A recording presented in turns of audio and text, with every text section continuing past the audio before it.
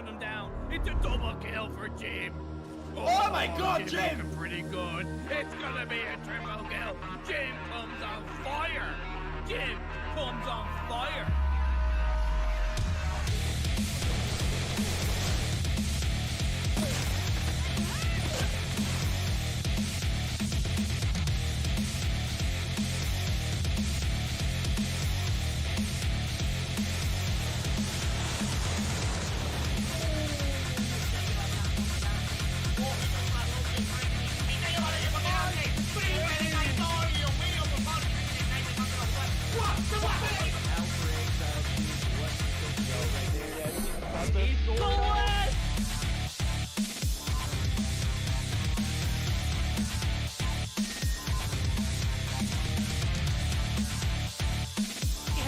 Angle, but couldn't land the shot.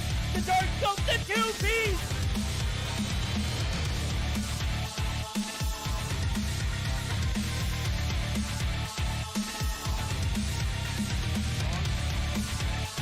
Oh, that's a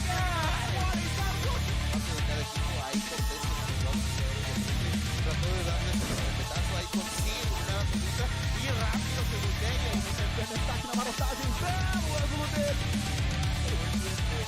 He's gonna be able to take out. Oh my God! Oh no! He was down to 1 second on the clock. Já pegou bala na cara do Master. O Omairinho vai tentando fazer o primeiro.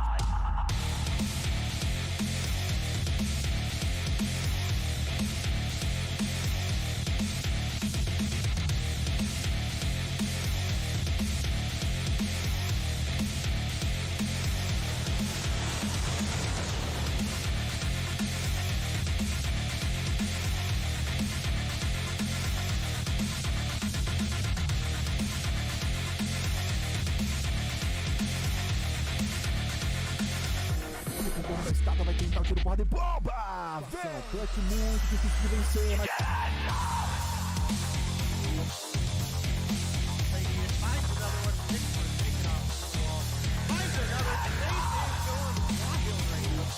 Square on the body that you hit. He no-scoped Raballo right there. He no-scoped.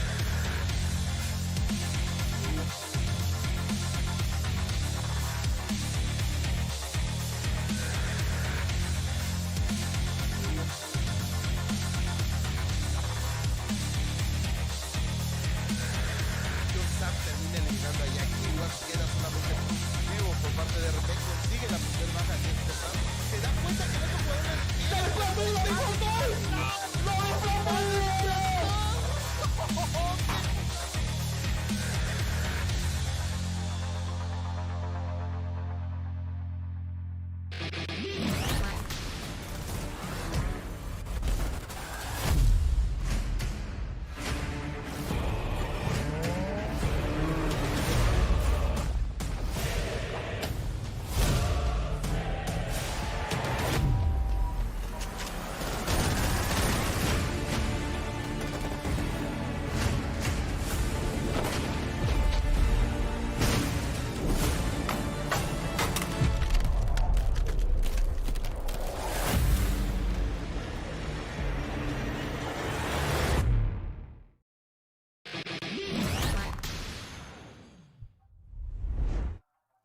Good evening, EU. We are back live for day one of the Mobile Mayhem EU Winter 2022 season. It's your boy Verdict as always, and man, do we have a banger of a season on our hands. Tonight, join me in the co-casting spot. Gonna be the man, the myth, the legend himself, Denominate, as we are going to get ready for this season. We've got some sweaty action ahead of us and a hell of a schedule to run through. And Day, I don't know if you're back with us yet, but if you are, we are live, my guy.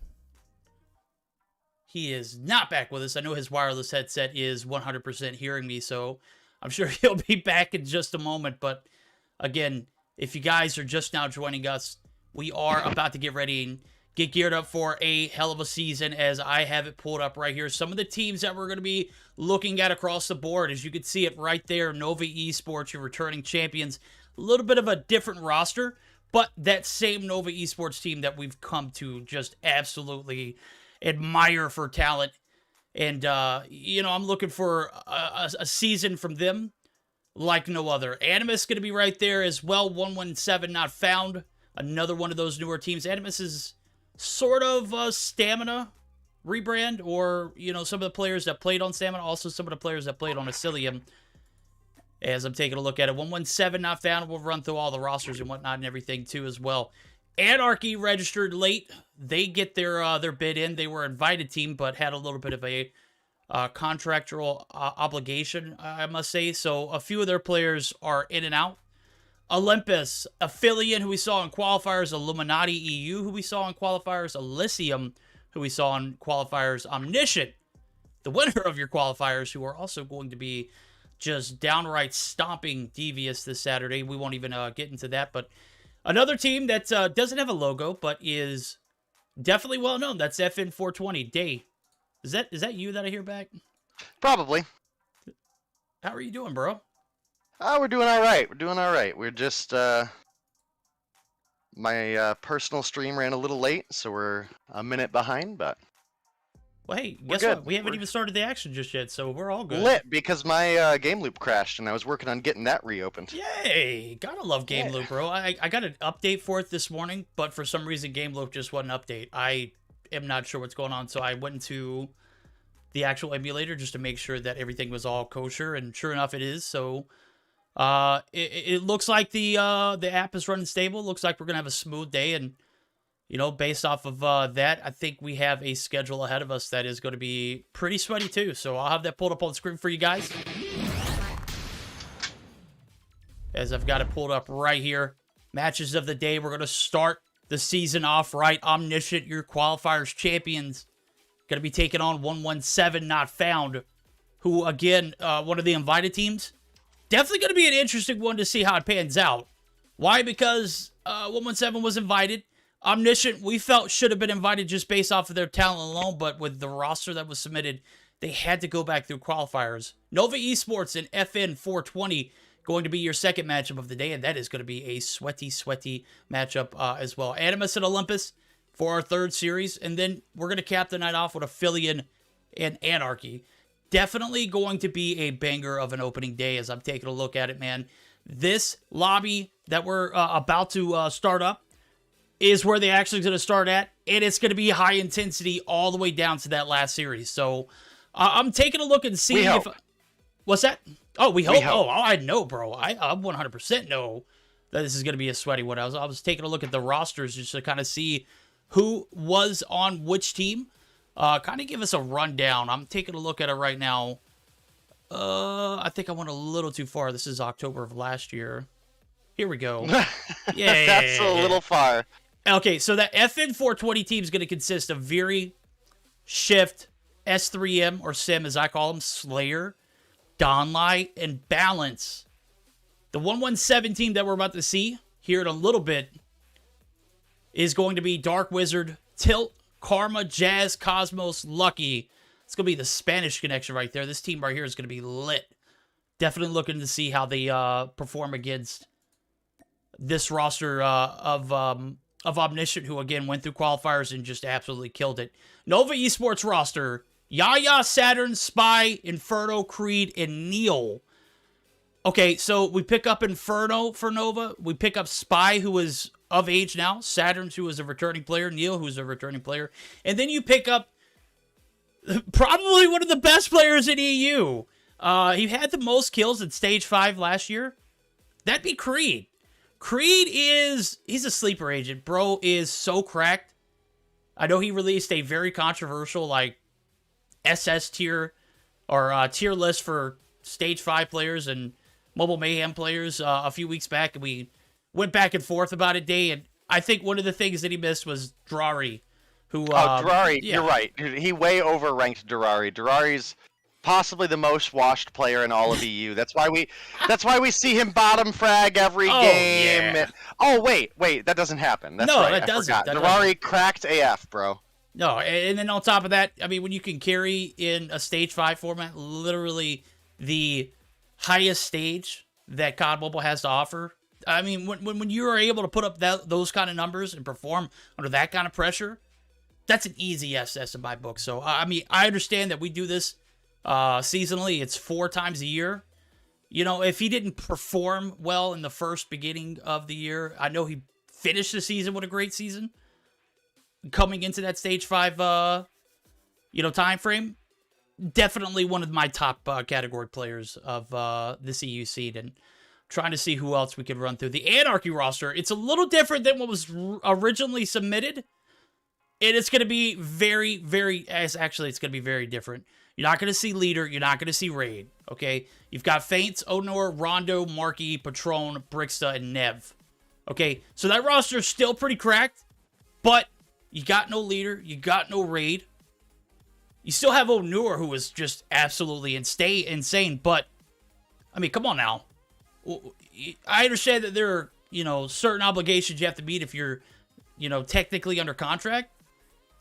I think Leader and Raid need to get that figured out. I'm not 100% sure what the parameters are on that, but I hate that we are not starting the season seeing those two guys in the mix. So, Day, I think I got you in the lobby. I think we're geared up for our first series.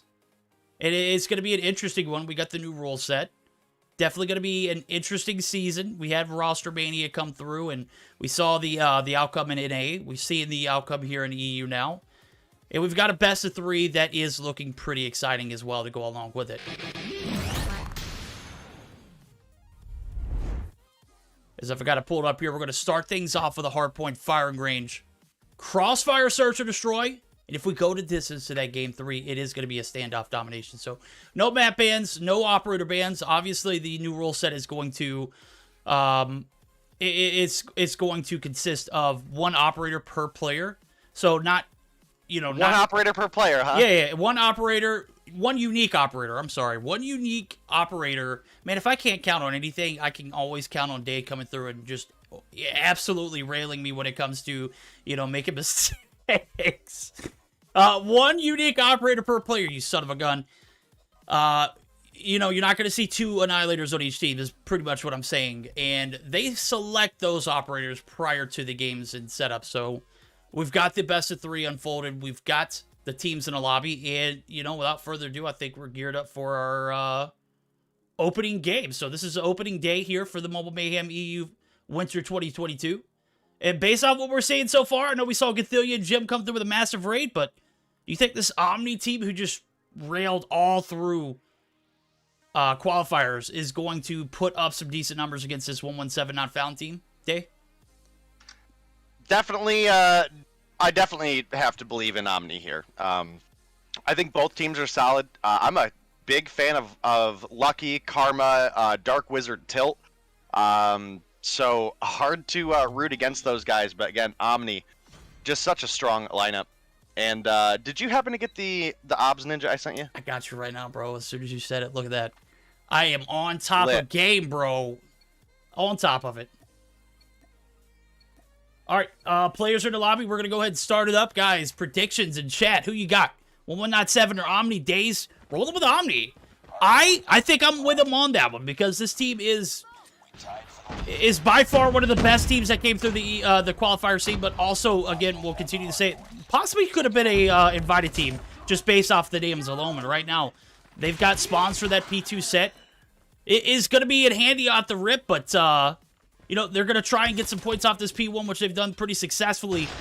When that second rotation, which is 100% guaranteed because of a 250 rule set, unless just some kind of miracle happens for the side of Omni, and we don't see that reset go all the way to P2, which I highly doubt. Off the rip, a pretty decent back and forth start, which is actually going to land with Omni with the advantage.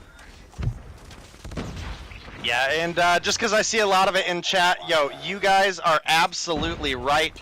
Buy the Bobby Plays bundle. I mean, not to promo here, but Bobby obviously is one of the co-founders of Mobile Mayhem, so we definitely gotta give him the shout out here. But we're into this game, and we are absolutely rocking it out right now. We have a slight lead for the side of Omni as P2 is getting ready to open, but of course, like we mentioned, you can never ever count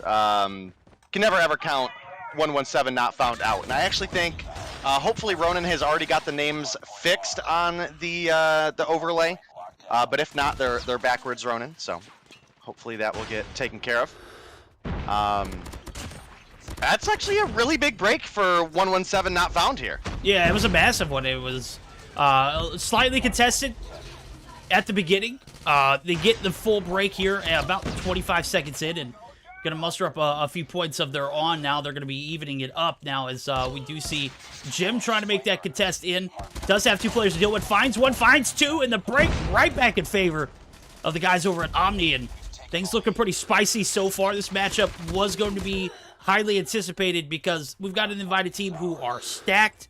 The Spanish connection is what I like to call it. You can already see it. One of the players have the Spanish guy in their name, and I'm assuming, I'm not 100% sure who it is, but based off of who is in the lobby and who's not in the lobby, let me come down to the listed roster. Let me get a feel. That's Jazz. Okay, thank you. Thank you for clarifying. That is Jazz 100%. He is that Spanish guy looking at. And I think one of the things to keep in mind, guys, is you know, some of these names might get locked in, okay? So that's definitely something we're gonna have to consider as things do move on. We've had some rule changes to what exactly a name change constitutes, and he may be the Spanish guy all season. I guess we'll see, but has been a pretty big comeback so far for 117 not found. Again, it's hard to not believe in the likes of Karma, Lucky, and Dark Wizard Tult, but this is definitely a matchup that could go all the way the distance to Game 3. And just because I said at the beginning, you know, that I believe in Omni, doesn't necessarily mean that that's going to be the case, because these are 2 high-intensity teams, and they're showing it right now as Jazz comes through with 3 in the feed. Yep, 3 in the feed, and now we're going to start to see that P4 transition. Trailer was locked down by the side of 117 not found, and I think this is a great opportunity as they have the advantage here in P4. Can they hold it? We're going to jump into their VCs, get a little bit of a live listen in, see how those comms are sounding. Muertos. Dalo. Otra vez. En medio, una bala. Otro más medio, otro más medio. Viene Alon. Sí, viene Alon uno. Hacemos abajo, No más medio, dos más medio. Otro más medio. Muerto medio. Muerto. Tira pet. Otro medio. Rotar. Tengo medio. Apasión fish. Me voy a sueltar ya. Me voy a sueltar ya, chavos. Rampa. Botón team 2, una bala. Suéltala ya, Vale, preparad next. Vídeo sobre barril ya. Muerto Gente también. barril. Voy. Top 10 muerto. Barril una bala. Muerto. Bueno. Mirad, muévete que solo tengo yo, niño. Otro trailer. Uno por un team me dispara. Muerto. Que turno, pa. Uno más por... Te viene Lucky, te viene por abajo. Tyler. Sigue Tyler, Voy side. Voy side. Yo miro top team. Mírame rampa. ¿Muerto? Ay, bottom hood. No hacen abajo, cuidado abajo. Solo mira todo abajo. Trailer 1. Next una bala. Tyler. Hay otro en office, Yo te tengo, niño, ya. Top team, muerto. Bueno, niño. Tengo trailer. ¿Bottom team? Bottom boot. No, tengo botón. Uno tiene. Mira, me mata Lucky. Mira el coche medio. Uno más medio, otro más medio. Rampa. Otro medio, top team. Top team muerto. Voy a tirar al operador, bueno. Uno trailer. Muerto. Vale, voy a... All right, gotta say, didn't understand much. Heard a few call-outs that really stuck to me. Top 10 muerto, that means top 10 dead. I obviously don't speak Spanish. Dave knows a little bit more than I do. Gil is 100% on point with translating those comms, but I gotta say, based off what I heard, a lot of energy, a lot of rotational pull in favor of 117 not found. They have found themselves in a position to close this game out here early. It's 192-61. The qualifiers champion right now down and out. Tie to 9, the last player there to contest. P2 break comes through early, and it is much needed day. Omni right now are getting outplayed, out-rotated, outgunned. What's going on? Dude, you're absolutely right, and I don't know if you noticed, but I actually jumped into their comms for a minute just when we were leaving 117 just to see if we could even match the energy, because the comms from 117 were... I mean, Lucky specifically, he may have been quieter, like his mic was turned down a little bit, but you could feel the energy and the passion in their comms there. And I gotta say, when I jumped in with Omni, that was not the case. There's definitely some frustration over there. They're still working together, but you can hear it in their tone of voice, right? Where they also don't think that they should be as behind as they are. And, you know, part of the game here is that kind of mental recovery. Okay, you're down, 210 to 93 at this point. I mean, you're down over 100 points. Maybe this game isn't it, but being able to take that energy and move forward and either try to make the comeback happen or even just have a better performance in the Search and Destroy is going to be a key factor that we have to measure for each of these teams in the upcoming weeks. No, you're absolutely right, and just a bitter start here for the side of Omni, and get a little dose of what this regular season play is going to look like. We saw them triumph drastically in the qualifiers. Right now, they are just getting bullied on the point, bullied out of the point, just outplayed, out-rotated, and, it's tough because you've got a team full of fraggers who aren't performing and producing the way that they're used to. As a matter of fact, I don't think I've ever seen Ty play like this. This is, a little out of his norm, and it's showing drastically here, 250 to 93. Omni bite the bullet hard here in this first game. A heavy win for the side of 117, and a great way to start the season, because some of these players that we talked about in other tournaments that we casted along in such events that I won't list, but it happened over the holidays, and the team that they played under, some of the players that played then versus now, we talked about not having that consistency. I know Dark Wizard Tilt was one of those players. I'm not 100% sure. Lucky, Cosmos, those three in particular, and right now they are getting a lot of contribution from Karma and the Spanish guy, and that connection just seems to click 100% on all cylinders for all 5 players that game, and they just literally cooked this Omni roster in this first game. Yeah, I mean, definitely a really solid matchup here, and I still fully expect this could probably go to a game 3. I knew 117 had an opportunity here, but I mean, you're not wrong, dude. I absolutely can't remember a time where I've seen Ty perform that weak, except for like maybe his first season in. Probably, I definitely remember maybe a couple games as he was getting going, but it's been a while, right? Same thing looking over at the likes of Capo coming through with 12 kills on the board. Man, that's just not what we're used to seeing. Jim did come through with a strong performance, was able to put up 24, even though the team was getting snowballed as badly as they were. So hoping as we come into the Search and Destroy, we have a little bit more life from Ty, Denicio, and Capo specifically. Obviously, Gathelia too, but, Denicio has cracked AF when it comes to the sniper presence in Europe. So definitely have high hopes for them moving forward. And hopefully we'll still get to see that game 3. Otherwise, Omni, man, might have let me down in the first game of the season. No, first game of the season, first game jitters. They're coming in. They're playing a very stout team who clearly have a lot of chemistry. This squad, I said they're the Spanish connection for a reason, bro. Did you see how great they connected the dots there on that firing range hardpoint? It was very lethal, and an opportunity to even things up here as we're going to jump into game 2. It's going to be a crossfire search and destroy if you guys missed it. And also, if you haven't seen the schedule of the day, it's posted in chat, but I'll also pull it up here. We're starting things off again with Omniscient and 117 Not Found. Nova Esports at FN 420 for match number 2. Animus Olympus for match number 3. Aphelion and Anarchy. So definitely going to be a spicy day. At least 3 of the 4 matches going to be, game 3 material. That 4th one, Aphelion, I had a lot of confidence going into that final day where they could have gotten a rematch against Omniscient. Obviously, they fell shy, very shy, against a Illuminati squad who's not playing today. And after that, I don't know how they can bounce back. I know they were having roster issues on that day. I don't know if it's fixed now. So, less about that, more about this, what's on hand, as we're getting geared up for that second and potentially last matchup of this series. As I'm taking a look at it, we've got the players in the lobby. We've flipped sides. And we're going to go ahead and deep dive right into a game number 2, Omniscient versus 117 Search and Destroy on Crossfire. Yeah, we'll have to see. And I definitely caught that hot take in chat, Rehan. I definitely caught the hot take, and man, you can't come in and see him play one rough game against another one of those top competitive EU teams, and be clowning, boy. Just you wait. Okay. Well, it does look like no ping, no party gonna come through here. Now we're gonna get a reconnect, and hopefully get into this search and destroy. Hopefully everything is all good.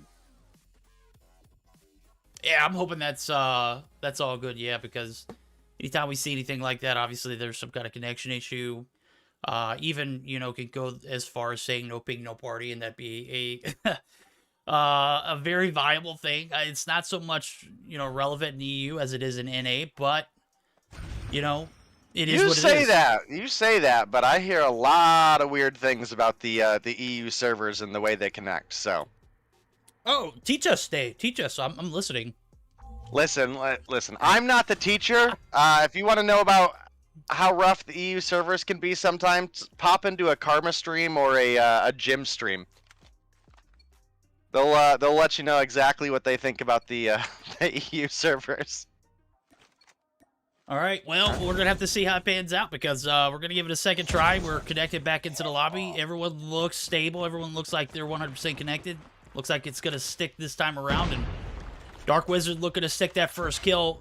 Does not get shots to land there inside of Delhi, where 3 players are kind of just holding fort down. Denicio right there with the contest. Dark Wizard makes him bite the bullet there. First bullet, again, going to go in favor of the guys over at 117, not found. But, the transition over to this B bomb site, going to be a difficult one. You got 2 players who are holding fort down right here on this dumpster. One on the backside of the staircase. And the push is going to come through. It is going to be Cosmos, your bomb carrier. Looking for that bomb plant. Gets the trophy down. Probably needs a smoke here in this instant. There it goes. Lucky finds Jim in the background. And Gathelia looking for the contest. Might be able to find one. Is going to get shut down. And now it's up to Tie to Die in a 1v5 day. He does not clutch it. Lucky just hit some of the... Good night.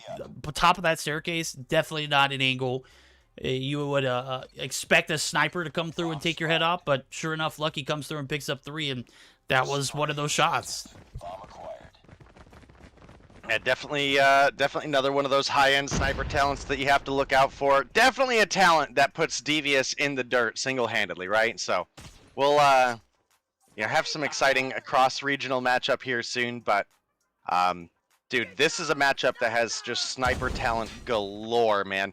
I mean, the likes of Dark Wizard, Till, and Lucky specifically for the side of 117. You look over at the opposition, you've got Denicio, you've got Capo, who actually has a Type 25 out right now. That's interesting. So Jim is going to be our second sniper here, which is another one of those really high-end sniper talents, and he's going to find one onto Cosmos crossing the street.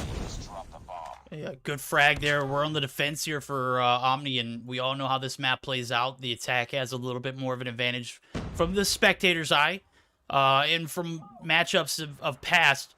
It just tells you your opponents who are on the attack going to be coming down the hill rather than going up the hill, and Omni going to have to find a way to win one here as they've dropped 2 so far. The 2-for-1 trades coming in. Ty right here at the bottom side of the staircase.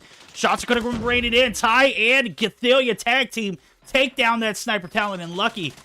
And you can see it, the bomb's down though. 35 seconds on the clock.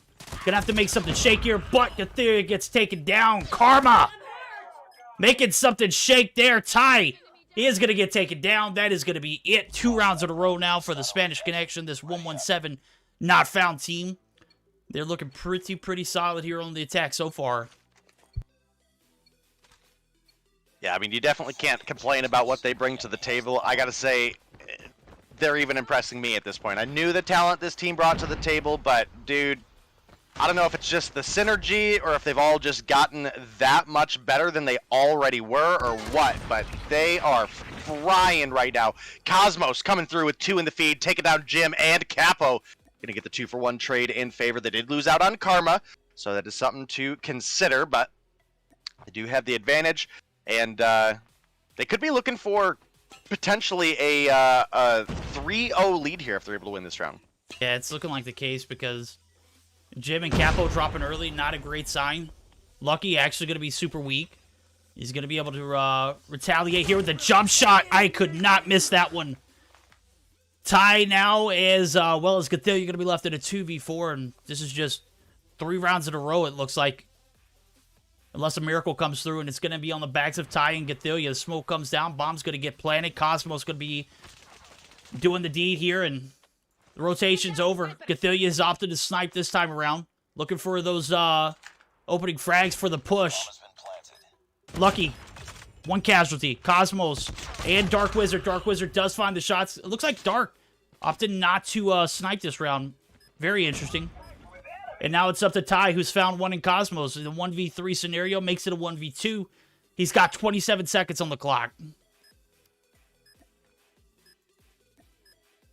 Definitely doable, but not going to be an easy one. Ty does have 3 on the board, but my goodness, Jazz, what a slide there. Comes through right into the head glitch and going to find the kill. And secures that 3rd round for the side of 117 not found. And I definitely got to say, this is not feeling like the same Omni that we watched all through the qualifiers. And I really hope they're able to turn... Oh my goodness, dude, Lucky. Pins Gathelia, but Jim and Denicio actually do come through with a couple refrags. Might be, I think this is the first time Omni have had a actual player advantage so far this game. The defense does tend to be a little bit weaker of a side on Crossfire, so I think that is definitely something to consider. And if Omni are able to find this round and the next and bring things to a 3-2 as the side switch, they actually might be in a really good position still. I think you're absolutely right. I think this is a moment of clarity here for this Omni roster. Struggled 3 rounds in a row so far. Lucky not going to make it easy for him, though, as he finds his 7th. Bro is carrying right now with 7 kills on board. Nowhere even close in the lobby, even for his team right now. 3 kills going to be your 2nd in the top frag category, and that's going to be Karma, who has opted to rock the Type 25 again. If you're not familiar with the rule set, you're not going to see LMGs, and that's going to be massive here in a match like this because...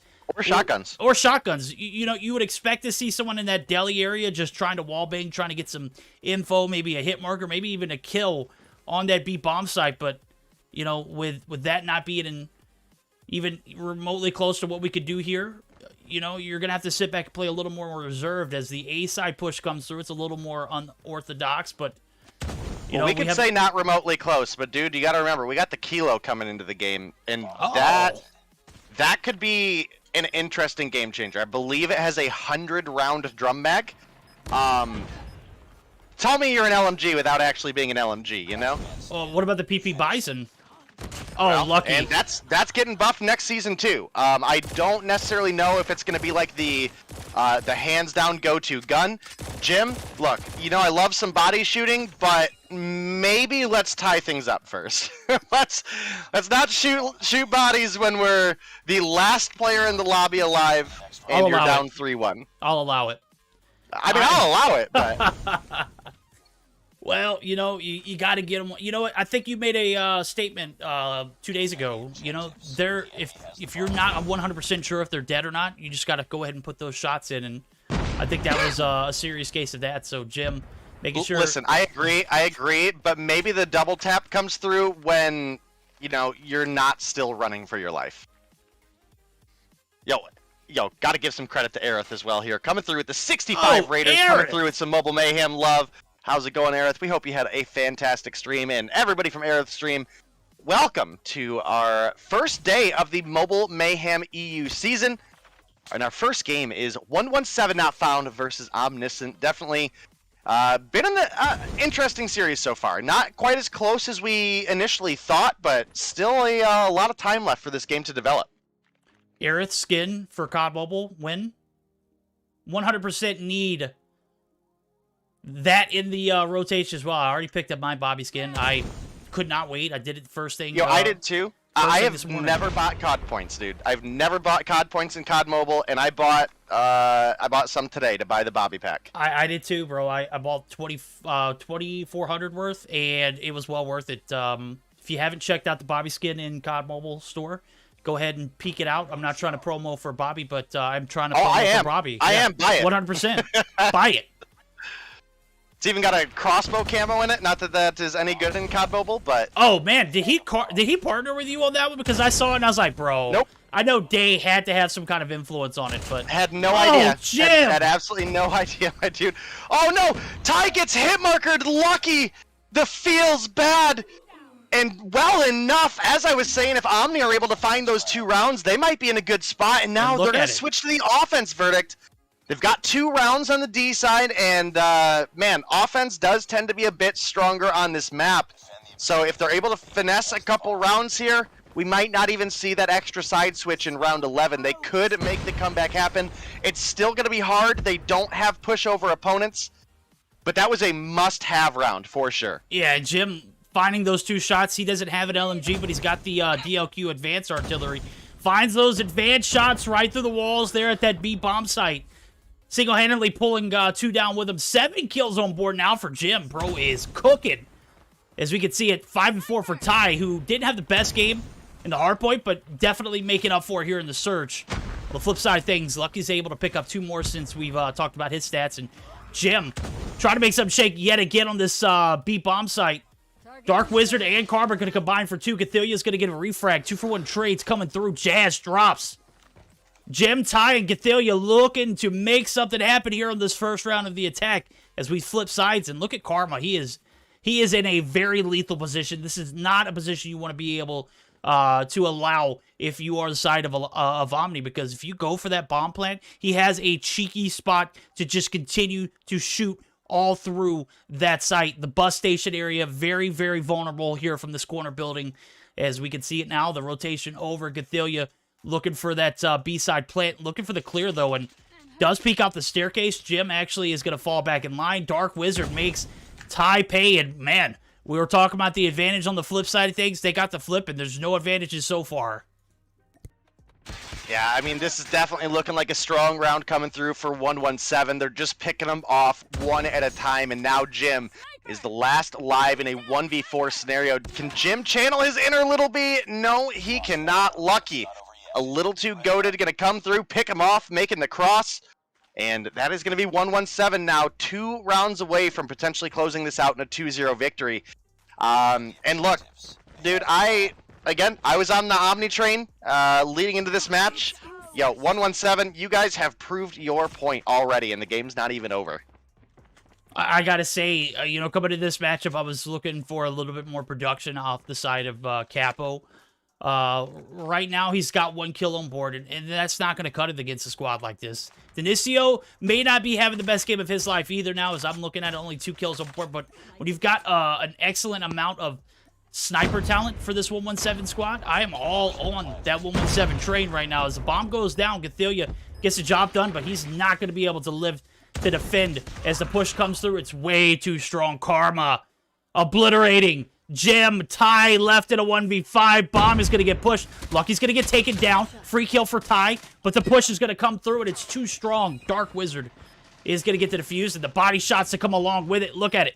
Jazz and the whole squad making sure they get the last shots in, and now they're in a match point. 2-0 potentially in their favor. Can Omni find a little bit of stability here on this attack? Because I haven't seen it, and it's been 2 rounds in a row.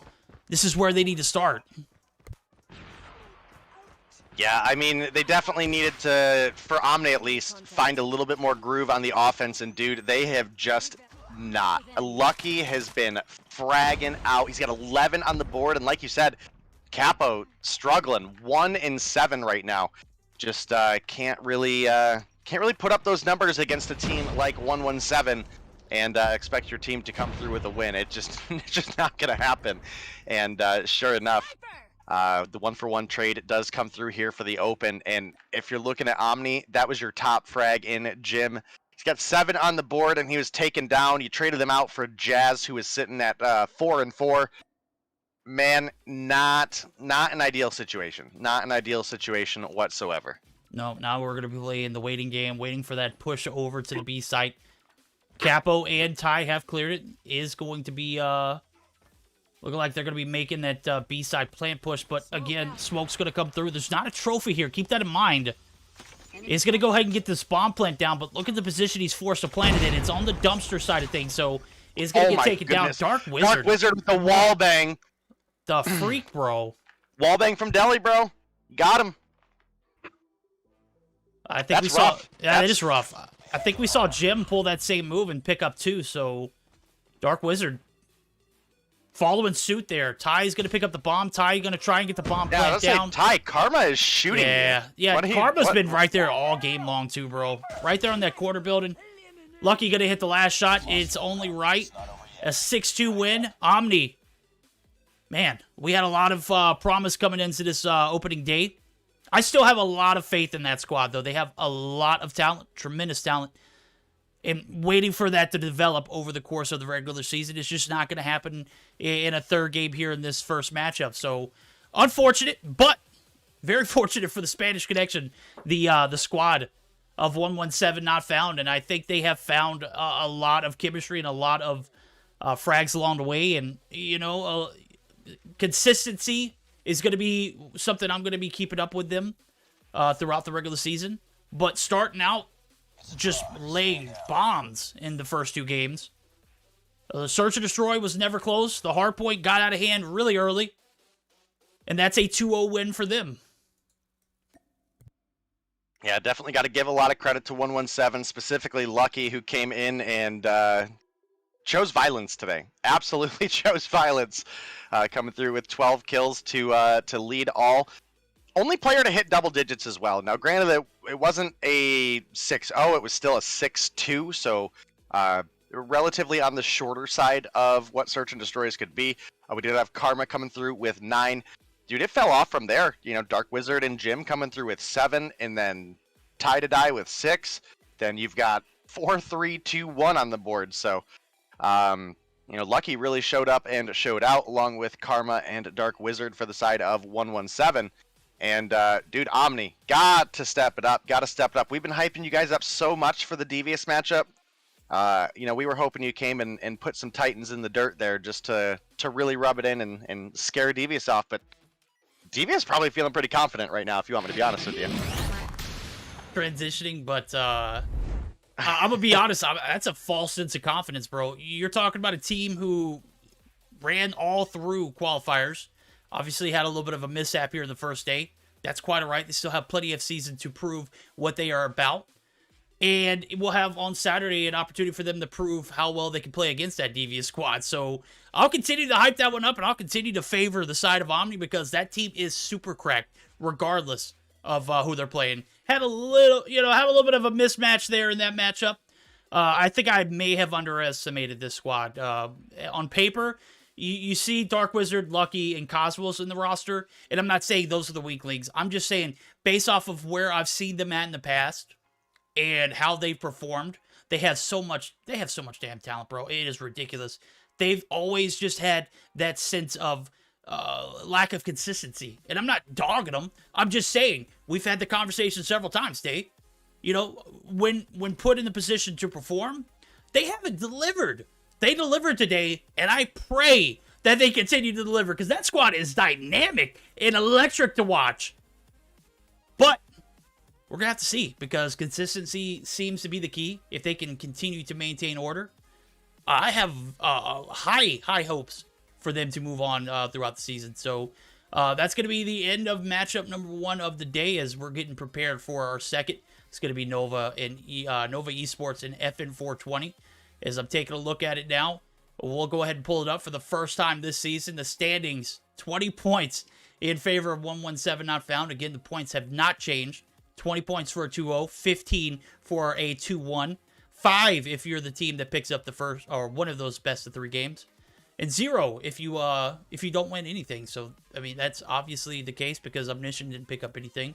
But again, still plenty of season to make something happen. So plenty of time to get that team in order. And again, a lot of high hopes there for that squad too. So we started the day off with a banger, bro. Can we finish, or can we take it to matchup number 2 with the same energy? Well, I guess we'll see. There's obviously going to be a lot of players you guys recognize that are just playing on different teams now, and that's going to be the case. And I think one of them is going to be, looking at the likes of Nova. So we'll see when we get to that. I do think we're taking a short break before we get into the next game. Yeah, we're going to take a short intermission. We're going to get geared up for our Nova Esports and FN 420 matchup, which is right around the corner. We're going to hear a word from COD Mobile. Oh, actually, a few words from COD Mobile, and we will be right back, guys. Don't go anywhere.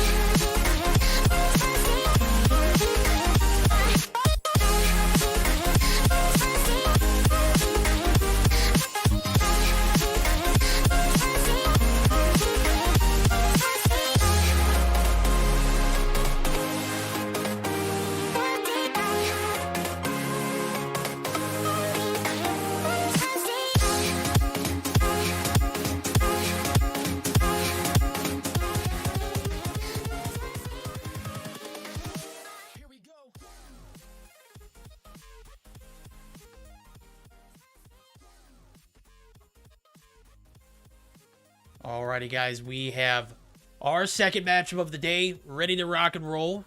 And Day and I are ready to rock and roll. A lot of rocking and rolling here so far. First series down, 2-0 in favor of the guys over at 117 Not Found. Now we're going to see two Titans battle it out here.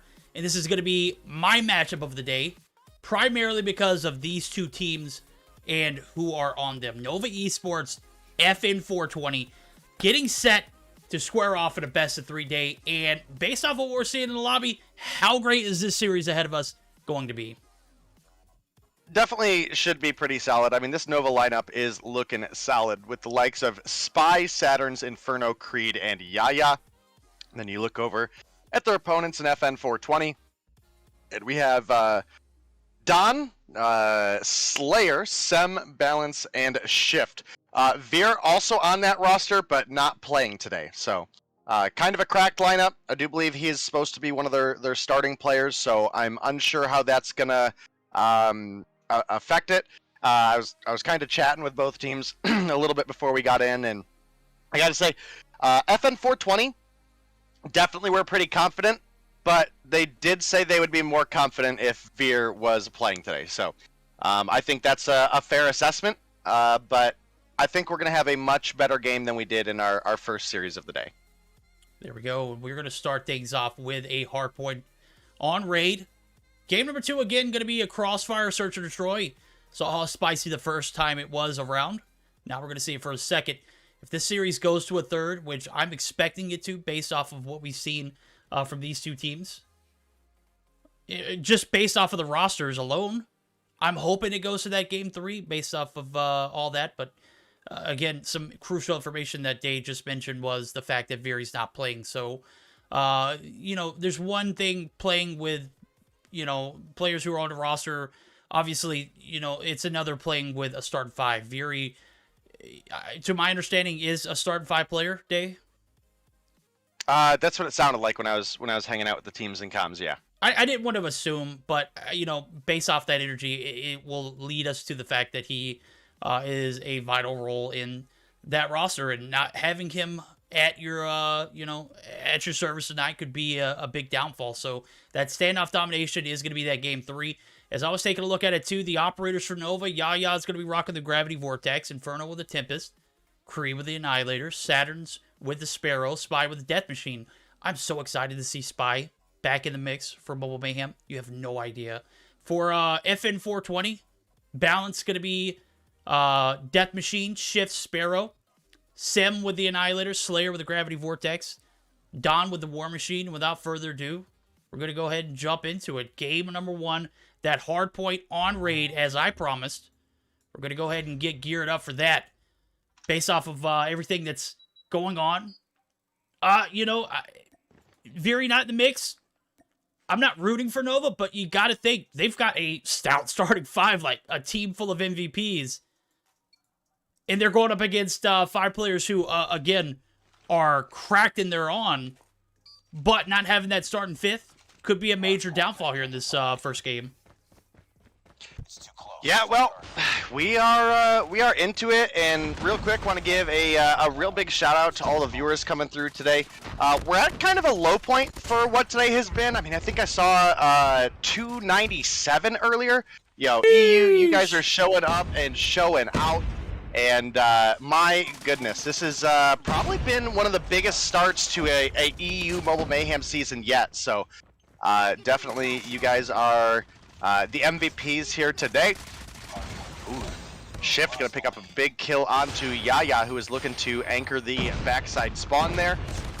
Have to see as things continue. Obviously, P2 gonna be a big one, but you know, really got to be on the lookout for who's gonna make that play for P3 early. Garage is by far the money hill on this map, right? It is the easiest spawns to control. While it does have multiple accesses, they're very, very narrow windows to be covered. So if you get in a position like behind the van, you can watch the workout room, as well as on the other tip of the van, boom, you can beam people rotating over from AC. And right now, it is a heck of a start for Nova. They've got basically a full hold on P1, and they are not letting off the gas as they are here ready to go for P2. They've got spawns, they've got objective control, and they are filling up the feed, Verdict. Yeah, I was looking at Creed. Bro was on an 8 spree, earned all of his streaks, used one of his Predator missiles as he's popping off. He's the first one to 10. First one to double digits, and it's not even close. He's got 11 now as he picks his 11th up. He's got the Annihilator ready to go. He's got a lot of action here on this backside. Gonna be able to earn another Predator because I don't see anybody taking him down right here. I mentioned how many kills he had in stage 5. Bro is just continuing with that same energy rolling into this game 1, and they're not even making it close. Not even a single point for the side of FN420, and it is difficult when you've got Creed, who's got 11 on board, a lightning strike, and a cluster, and possibly another Predator missile, but Balance somehow finds a little balance there and takes Creed down, and is going to get some shots on another. That was a massive, much-needed kill. I mean, he's already got 2 streaks in hand. Don't give the man any more fire. Dude, this is tough. This is really, really tough. Especially, again, there's a lot of confidence in the side of FN420 coming into this matchup. For them to be down 91 points right now, that's hard, man. That's hard. Now, it does look like they are going to get a good hold here on the garage. Took them a second to get it locked down, though, so not going to get anywhere near as many points as Nova were able to come through with on P1 and P2. They got 50 on each point, about 50 on each point, and it's only looking like we're going to get, what, close P40, to like 40? P40. Yeah, 40? I mean, I'll take that compared to what you were getting off of P1 and P2. You got to find some common ground, and right now it's Nova with all the power. They got the rotations over the P4 court side.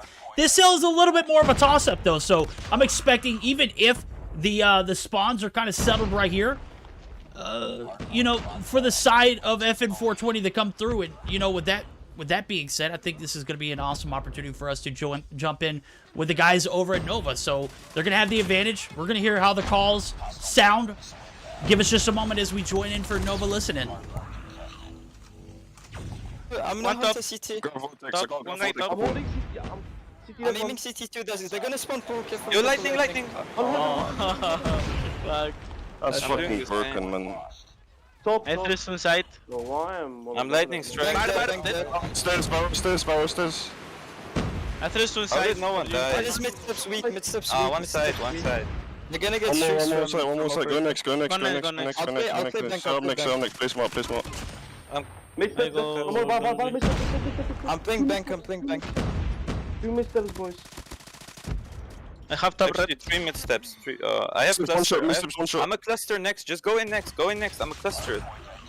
I clustered it. 2 cubby. Too old still. Mid steps. Oh, kitchen one shot. Nice. One red. Yeah, one Pillars. Yeah, pillars. One CT. Interest on pillars. Zig one shot. Stone pillars. Any mid One step. heaven. One money. Any mid. Money. Watch your map. Wait for everyone. I'm smoking mid steps. 1, 2 side, 3 side, 3 side. Mr. One I gotta mid cover step, the vortex. I'll hold pillars too. Side. Machine kitchen. Come on. We're checking now. Side one shot dead. Nice. Kitchen. Good break. One kitchen. I'm gonna push laundry. One might be launch. One Launch dead. Go next. One red. Kitchen. One shot. We need Two next. driveway. No, I need help. Two driveway. I'm with you. One have side, left for this point. I'm right side. Oh, Slayer's one tap. To right side. There's two of them. Like maybe 3 more. 3 and 1 and 2 mid. Nice cluster. No. Laundry. Secret. Oh, one mid. Mid. Top laundry. 2 laundry. They have laundry. Everyone. All right, so far it has been a scrappy one, even after a pretty lopsided P1 and P2. The amount of resilience here in this FN420 squad, uncanny. They have put up some great numbers. As a matter of fact, they've taken a lot of the points ever since that P4 rotation. And I gotta say, man, I'm loving the dog in this fight. It is a scrappy one, and this is what 250 hardpoints are all about. Even if this is a 150 hardpoint, you're still looking at a damn good game. Right now, we're gonna get the luxury of seeing that 250. So I gotta say, Dave, what's going on? I'm seeing the shift back and forth, power going back and forth. Right now, the momentum's in the hands of FN420, but they don't have the lead.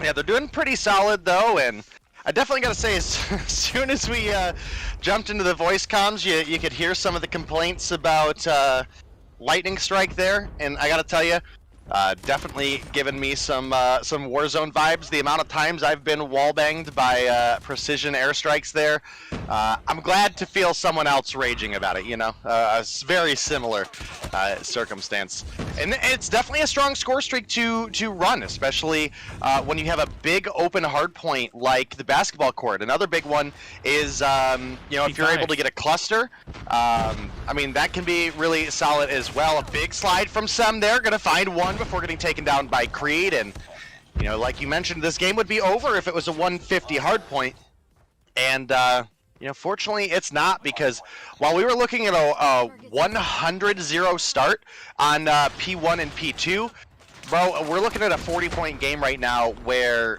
F and 420 just do not want to give up. No, they don't. I think, you know what, since these games are going to 250, I think it's a perfect opportunity for us to do a listening for the guys over at FN 420. So, yo, that's another thing too, is 150 hardpoint, you don't really have time to get too good. Sometimes you're not, you know? If the game rolls quickly as it could have here, you don't even get an opportunity to do one listening. So we're going to do two. We're going to join in for FN for the second half of this hardpoint. Right now, they're setting up for P3. Garage site, this is their money hill. Take that. Jim there. AC, you back. Nice. No, mate, fuck. Bro, why would you leave it? Yeah. I just spawned in front of them, bro. Two gym. I gotta need help. One AC, Jim. AC there. Two gym. Oh, AC, yeah. The spawns are fucked, bro. AC dead. What a piss take. I'm going gravity inside. Yeah. Fuck, that's lucky. They got a trophy there. Gym side. Go new, guys. Go new. I'm new. Just go new. Stand on out. Yeah, I died. So One I'll is stay kitchen. I'll stay kitchen. You have to get a full 60 on this. I'll stay kitchen, Sim. One is in kitchen, watch out. Someone help Low Hill. kitchen, pushing. There need to be at least 2 on basketball hill, guys. Come on. Dom, watch my road, Dom. Kitchen. I hold spawn. One kitchen. Shift. Go back to hill. Just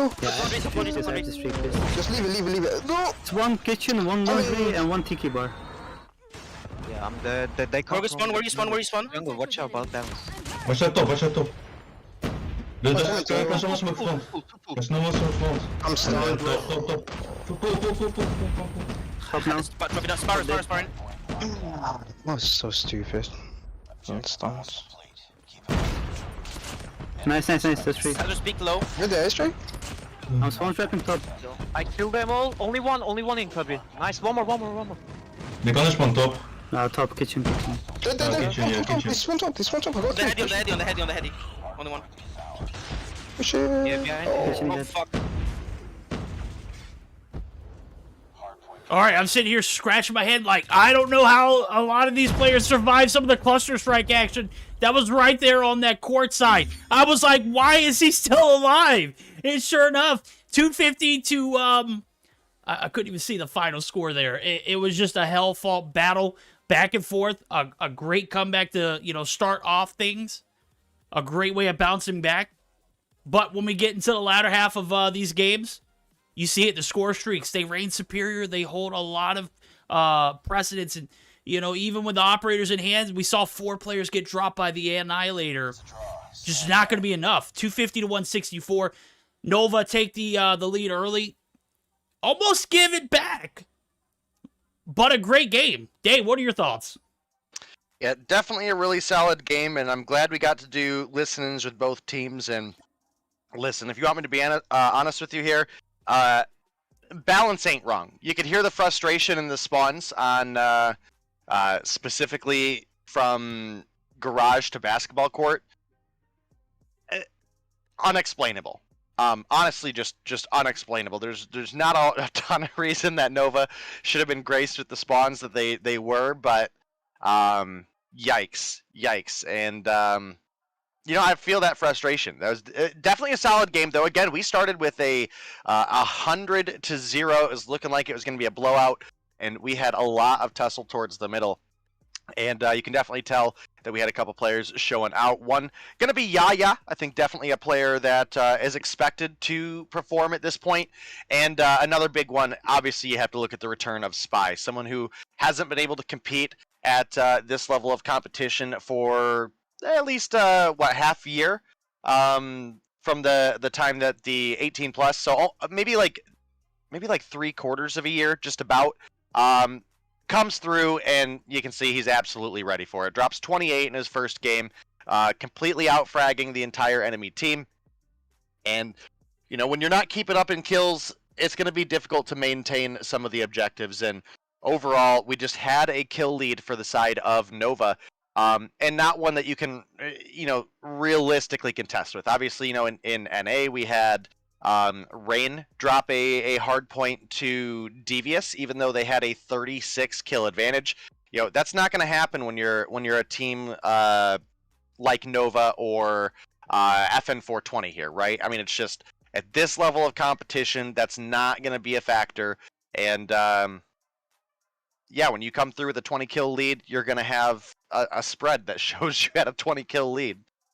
Yeah, again, when it comes to that end game, those score streaks going to come in handy. The availability of your operators are going to be coming in handy, and you know, even with all of the operators that the side of FN420 had towards the end, you know, those spawns are just so wonky. They're unique. Balance called it out. You know, it's one of those things that you're going to be fighting the opposing team, but you're also going to be fighting against the game in that sense. And right now we're looking at a best of 3 spread. Hardpoint raid down in pack. Nova take the 1-0 lead so far. Can FN420 on the backs of not having Fury in the lobby make something happen here and snag 5 points at least?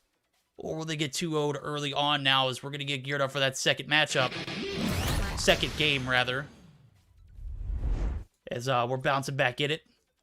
We've got everyone ready to rock and roll. It looks like we flip sides or no? No, we didn't. We did flip sides, so no worries on that end. So I'm gonna go on a limb here and say that Sim isn't the 5th player. I mean, he is the 5th playing right now, but he isn't on that starting 5. Is that a fair assumption? That would be my guess when you have the likes of Shift, Inferno Slayer, and Donline, but it does look like we are getting a side switch, by the way. Well, there we go. We are going to be flipping sides. We did go ahead and flip names, so we don't have any worries on that end. You guys don't have to worry about seeing the wrong team name on the wrong side of the board, so we've got that squared away.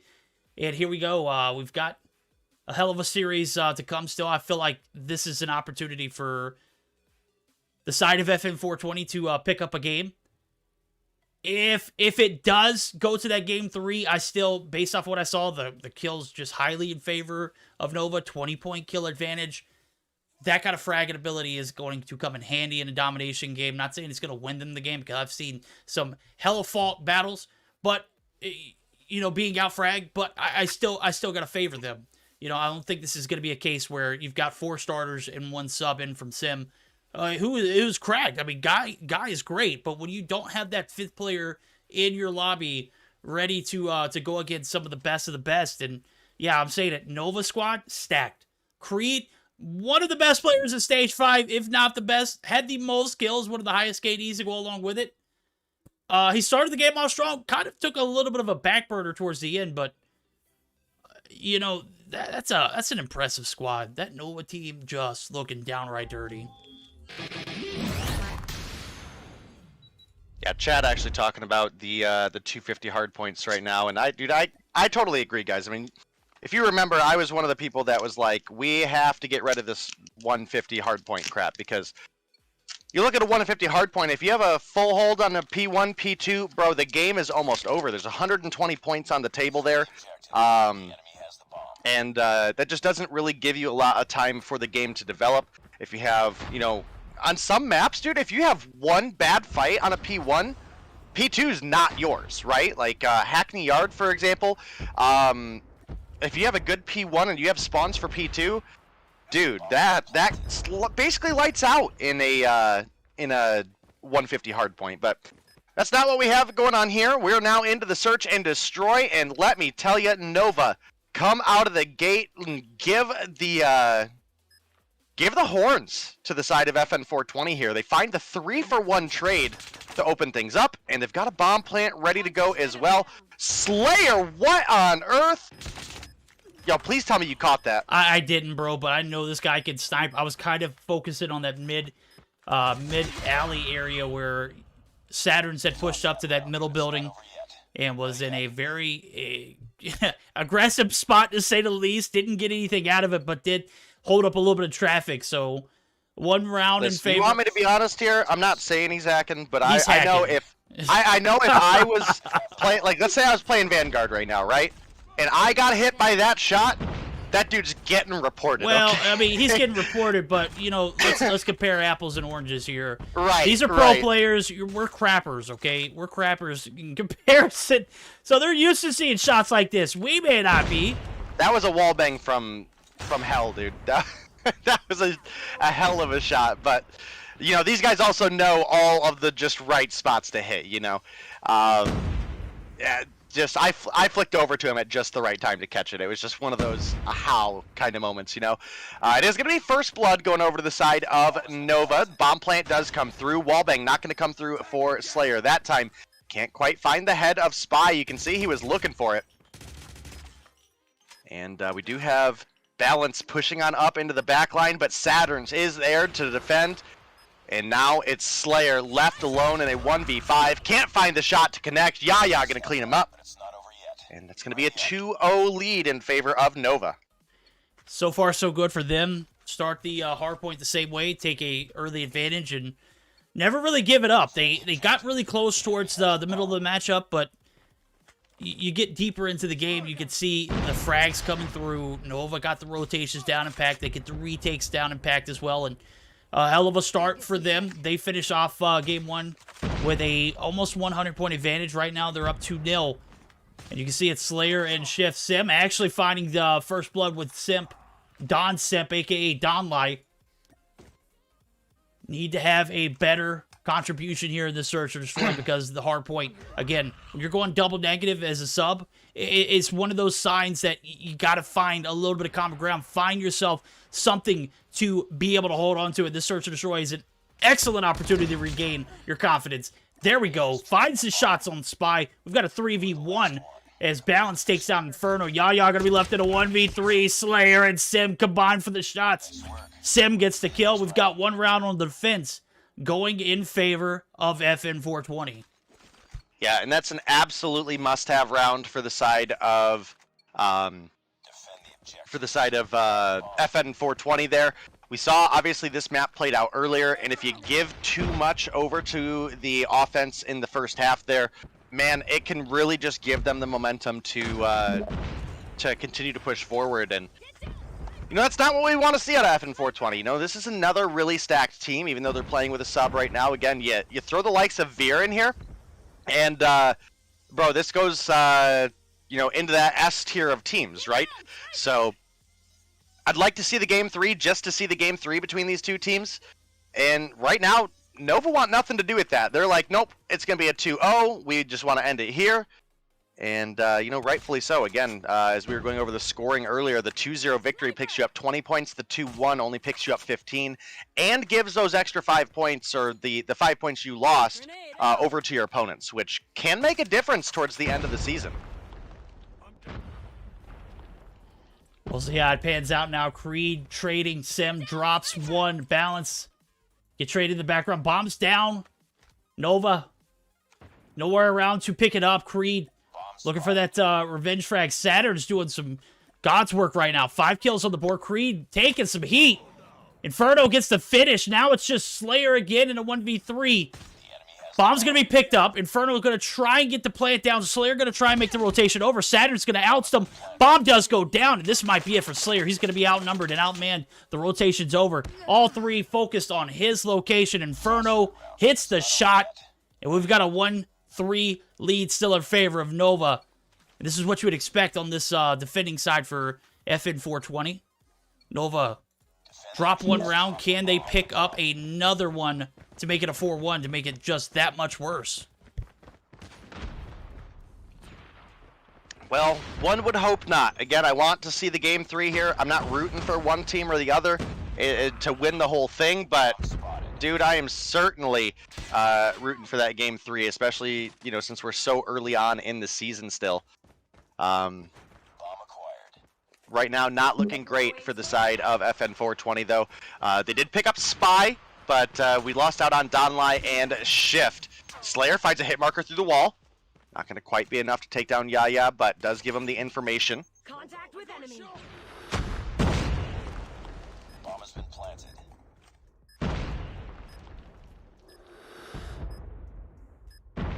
All right, here we go.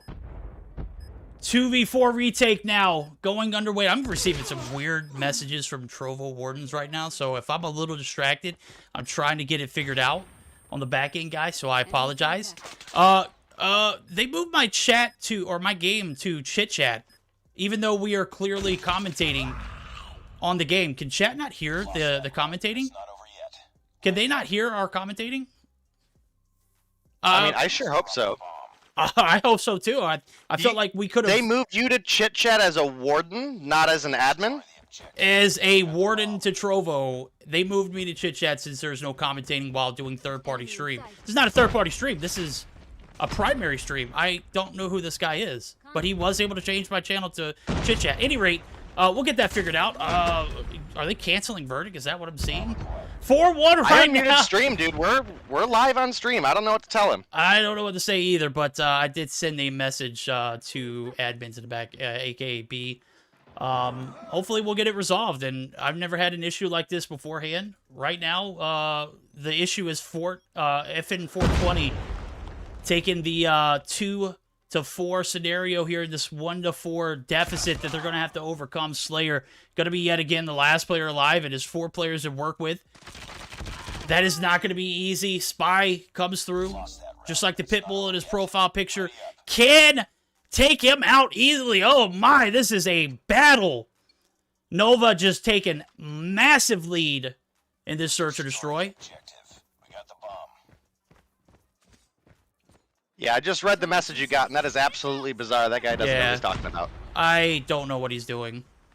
He don't listen to the unmutes in chat right now. Chat's trolling you. Promise. Thank you, guys. I appreciate you. Thank you, Max. I have the stream unmuted. We are live. That guy's crazy. All right. Well, I will be sure to reach out to my Trovo contacts, and hopefully we'll get it resolved, because I've never had a situation like this. We've been doing this for almost a whole year. First time hearing about it. 4v4 now. This is a must-need round for FN420, and Creed rocking the Arctic 50. Oh my. I think he may have picked that up. Maybe some ground loot. Saturns and Yaya going to be left in a 2v3. Sim actually going to be taking some shots at Saturns, but is also taking shots from the right here. Yaya right there on the bottom side of this middle building, and going to get the drop on him. Oh my god, how did you not hear him? He was literally reloading. Yeah, Slayer finds a hit marker onto Yaya. Unfortunate, but Yaya rotates right back into it. It's now Saturn's left alone in a 1 versus 2. Can he clutch it up for the team and close it out 6-1? Or will FN420 extend this series a little bit longer and maybe make the long comeback happen? Definitely hard to say. Ooh, Saturn's definitely caught a sightline there, but rotates right into balance. And that is going to be a second round now picked up by FN420. Well, here we have it. A little bit of life still left here in FN420, and for the side of Nova, they just need one more round, make this 2-0 a reality, and there hasn't been a round that I have doubted them yet. Even with Saturn's being the last one in the 1v2, had clear sight lines on the bomb planter. Okay, I do see it. Inferno's the one rocking the Arctic 50, so interesting loadout. Definitely one of those ones that I seen maybe the likes of Space and NA rock at one point when the Arctic 50 reigned superior. Was clearly the meta, was notorious for his spam crouches. Get those head glitches going, and right now, Inferno making something happen here with this Arctic 50. He's only got 4 kills on board, so when you got guys like Spy who are just demons right now, it's really difficult for you to find a little bit in. Inferno does find one as soon as I flip over. F in chat for Verdict. Yeah, Arctic 50 not something that we've seen in a while, but definitely seeing a little bit of the comeback here. Don't know if it's quite just preference or what, but hey, Got 5 kills on the board. Must be at least working somewhat, right? Here we go. 4v4 retake. DL2 in hand for Saturns as well. So we do have 2 snipers rolling on the side of Nova. We have 2 as well for the side of FN420, Balance and Slayer. It is going to be the 2-for-2 trades, but Balance going to make it 3, picking up Inferno. Saturn's going to get taken down by Shift, and now Creed, last player alive, Verdict. He does have 12 seconds on the clock, but I just don't know if it's going to be enough. Even if he picks up Balance here, which doesn't look like it's going to happen. You can see Yeah, Balance is just playing time. Oh, Does get the shots to land there. You know, very unfortunate for Creed, but a hell of a run. I mean, you've got match point on your hand. You're so close to victory. You can literally taste it right now. FN420 able to buy another round. Back-to-back, they need to be flawless through 3 in order to take us to that game 3. And they have been anything but flawless today. As a matter of fact, oh, Slayer. Oh, Balance, the nade shot. I caught it. Coming through, Slayer doing demon work right now. Finds first blood. Balance with that frag. Literally fragging out. Slayer finds another. Bro is so cracked. I think he's one of the most underestimated snipers in the EU scene. I've seen him pop off at, you know, any given moment. Right now, he's doing some great work with 8 on board for himself. Yaya, a demon himself, finds 1 with Saturn's finds 2. Balance! Oh my god, Slayer! I missed the shot, but I saw it from the receiving end. Just ridiculous wallbang. Can you carry me for just a second here, Verdict? Yeah, and again, the chat is back. Yeah, I'm Through 3. talking to one of the admins right now. Oh, this is ridiculous, bro. Why? Any rate, Saturn Slayer, Shift. Saturn's the only player left alive. We might see that round 10 come through now. Saturn's gonna pick up the side of the staircase. Shift gonna come through. And here we are.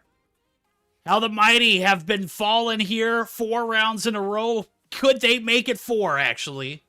As I'm taking a look at it. Shift doing everything he can. Slayer just absolutely cracked as we're taking a look at it. The phenomenal game all around. Started off a bit rocky here for FN420, but a little bit of a comeback of brewing here as we get geared up for this 10 round. Nobody has dropped as of yet. You see the shots from Yaya just absolutely trying to get something to land there on that B bomb site. There's nobody to reciprocate. Balance actually going to find 1 now as he's opted to snipe. Does have a clear sight line on Saturn's. Inferno catches 1 off guard. Slayer, your big carry, going to be taken down. This might be an issue here for FN if they can't get this round. This is going to be the deciding factor if we go to that round 11.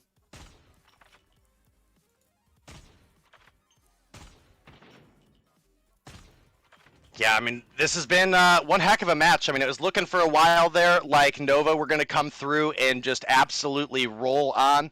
And the last couple rounds, that has just not been the case. We've actually seen a pretty reasonable comeback from the side of FN420. Now, obviously, it's not set in stone. They still have 2 more rounds to find. And gotta say, with Inferno picking up that extra kill there, going to make it pretty difficult for FN420 to secure this round, let alone 2. So we'll have to see. Bomb is pushed on up towards B. We do have Balance and Shift over in the mid building, but not really up in top of the sniper perch. But Balance going to take down Inferno, brings things back to a 3 versus 3, finds some shots onto Creed as well. I don't know if Balance knows he's pushing into a 2v1 here, and sure enough, Yaya finds 2, Saturn finds 1, and just like that, it's over. 6-4. Nova Esports coming away with the 2-0 victory in the series. Yeah, guys, I'm sorry about the little interruptions. We didn't shed light on a lot of what happened through there. I'm dealing with some stuff on the back end. I'll take responsibility for that. We're trying to deliver the best content, and obviously we have some issues going on in the background. I apologize for the interruptions. I hope you guys still enjoy the game now as Nova taking that 2-0 win, and those boxing gloves come out for Yaya at the end. Gets the final kill in a hell of a series here. 2-0s across the board so far, as we're 2 series in. We've got a top frag from a few players here on this Nova squad. Spy the young demon himself, eligible to play this season of Mobile Mayhem, coming through, very impactful here in the Search and Destroy. Yaya picking up some kills along the way as well with 11. As you can see, Spy obviously got those objective points, the two plants and no diffuses. Obviously, we didn't even get it. Did we even get a bomb plant from? We did, but I think they may have won those rounds. So interesting. Inferno with 8. The demon himself rocking that ACOG on top of the Arctic 50. As we see it, guys. Oh my God, Panther and Plim coming through with the Pickle Ricks. I'm Pickle Rick. And I'm surely waiting for maybe a ban at this point, dude. I've gotten warnings. I don't know what's going on the back end. They moved my stream to chit chat twice in a row, and I honestly don't know what the scenario is here. So we're going to take a few moments to get our act together, as we're going to be dealing with this issue on the back end. So guys, give me just a moment to go ahead and clear everything up, and we'll be right back.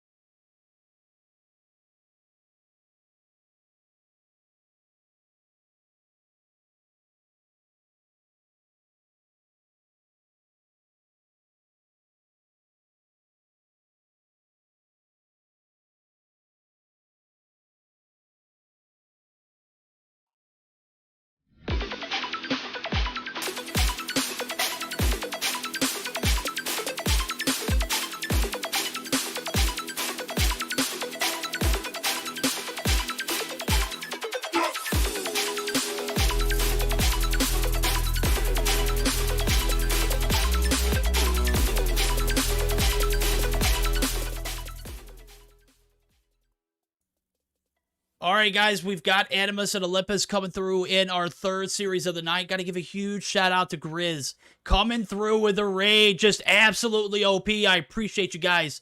Having a bit of an issue on the back end. I hope you guys understand. We're trying to figure it out. Hopefully, we'll get it fixed in between time. But while we do that, enjoy the smooth tones of some non-copyrighted music, as I 100% know the Trovo policies when it comes to that. So bear with us as we're going to hear a quick word from Call of Duty Mobile, and we will be right back after this short intermission.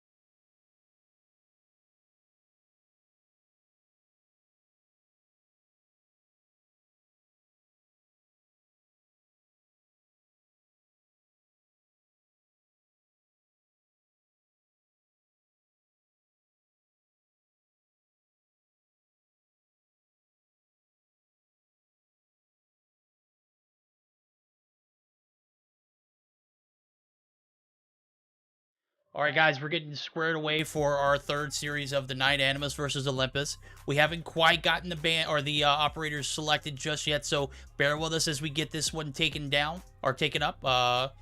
As soon as we are ready for the action, we're going to jump right back into it. So just a brief update as we are going to get prepared for that third series again.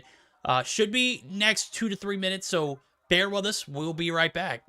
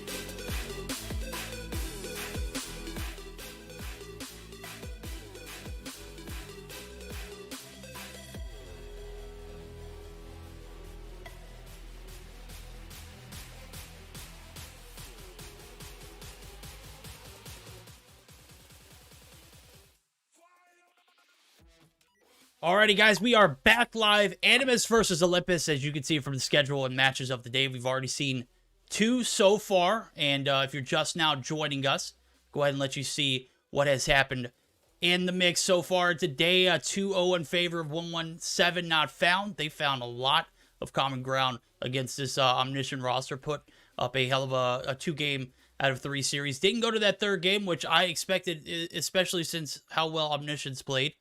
And then we saw the Nova 2-0 over FN 420. Now we're getting geared up for the Animus and Olympus matchup, which is brewing to be a decent rotation now, as we are almost ready. We've got the operators selected. We've got the maps and everything selected. And it does look like we are going to be starting things off with a standoff hardpoint. Transitioning. As game number 1 is, I'm taking a look at it. Firing range, search or destroy, going to be game 2. And if it does go to a game 3, which based off of what I'm seeing in the mix, I don't know if it's quite going to get there, but if it does, it's going to be a summit domination. So certainly going to be an interesting one. And then we've got one of my favorite teams. One of my favorite teams. This is like one of the teams that I had selected before the season started to be at least a top 1 or 2 slot. Verdict already showing favoritism? Bro, I know I'm not hearing it from you, bro. I know we're not hearing this from Denominate. Favoritism or not, this team is stacked. And, you know, they've got a coach who I never thought would have ever entered the EU scene. As I saw Zim in chat, he's coming through. Yeah, Zim coaching an EU team. If you would have told me that a year ago, I would have laughed in your face. So, here we are. Zim's coaching an EU team. And they're stacked, bro. Grizz, Marvel, Yeah, Narc. Zim said that NA wasn't good enough to coach anymore, so. I'm just kidding. I'm just kidding, guys. Day is bold, chat. Day is bold. All right. Listen, we're wilding after the experience we had earlier. Well, okay? you know what? I was wilding last night when I was watching the Latin broadcast on Extreme's channel. I was jealous, dude. They got Yo Mama in the mix, and nice. They're super OP. Well, very, very cool. We definitely have a pretty exciting matchup, and you know, Verdict's here showing favoritism, guys, because Durari donated. Okay, that's the reality here. This guy, okay, this guy, and that's okay. That's okay. But this guy. All that being said, listen, this is a cracked team. Grizz, Marvel, Narcs, Durari, Shark. That is a stacked lineup. From heel to teeth, man. From heel to teeth. And you look at the opposition. You know, we've got some good names over here, the likes of Turu Lily. I believe this is Lydia is AK's Mare, RZM. I mean, we have a good team that they're going up against, but I don't think they stack up quite as high as the competition does for sure. You are absolutely right, and we've got the best of 3 already down and packed. I think we're geared up for game number 1. If I'm not mistaken, I think everyone's ready to rock and roll. Green check marks all across the top side of the screen. Don't want to be in a position where people think we're just kind of stalling and farming hours in that sense. So we're going to go ahead and gear up, jump right into it. Yeah, I probably should have done that a little more discreetly, but I can't help myself. I'm going to have to ask Trovo to change King's Trove to Queen's Trove because Sylvia has always got them. Always got them. My goodness. Sylvia's going to kill me because I did that transition right as you started to mention that. Oh, man. Well, we're getting into the action, guys and girls, and I gotta say, definitely gonna be a fun one. Look, it's hard to not believe in a team that has Grizz, Marvel, Narcs, Durari, and Shark on it, right? Like this is an absolute stacked team that is beyond stage 5 ready, right? I mean, everyone on this roster is stage 5, like second day stage 5. Everyone, Grizz, Marvel, Narcs, Durari, Shark, all of which played on that second day. They advanced. And now they've got a squad, and they've got a squad of just elites. And they've got 30 points on the point already as the contest comes through. I was talking about, you know, maybe a 2-0 in favor of the side of Animus, and right now they are putting up some pretty convincing numbers. Predator Missile comes through. Shark, just an absolute beast. He was back-to-back season MVPs when I first started casting Mobile Mayhem EU. And right now, he is making a case for an MVP nomination already. 8 kills on board. As I'm taking a look at it, Marvel is actually 3-0 too. So, just died as I was taking a look at it. Is going to be taken down, and the rotation's over to this P2 site. Maybe that was Grizz who was 6-0. Maybe I'm wrong. Well, we will see because right now they are fragging out. Grizz up at 7-2. Shark's got 9 on the board, approaching double digits. Durari had a quick start, but not having a great transition, at least not quite yet. You look over at the opposition, we've got top frag tied for 4 between RZM and Turu. Just not putting up the numbers that Animus bring to the table.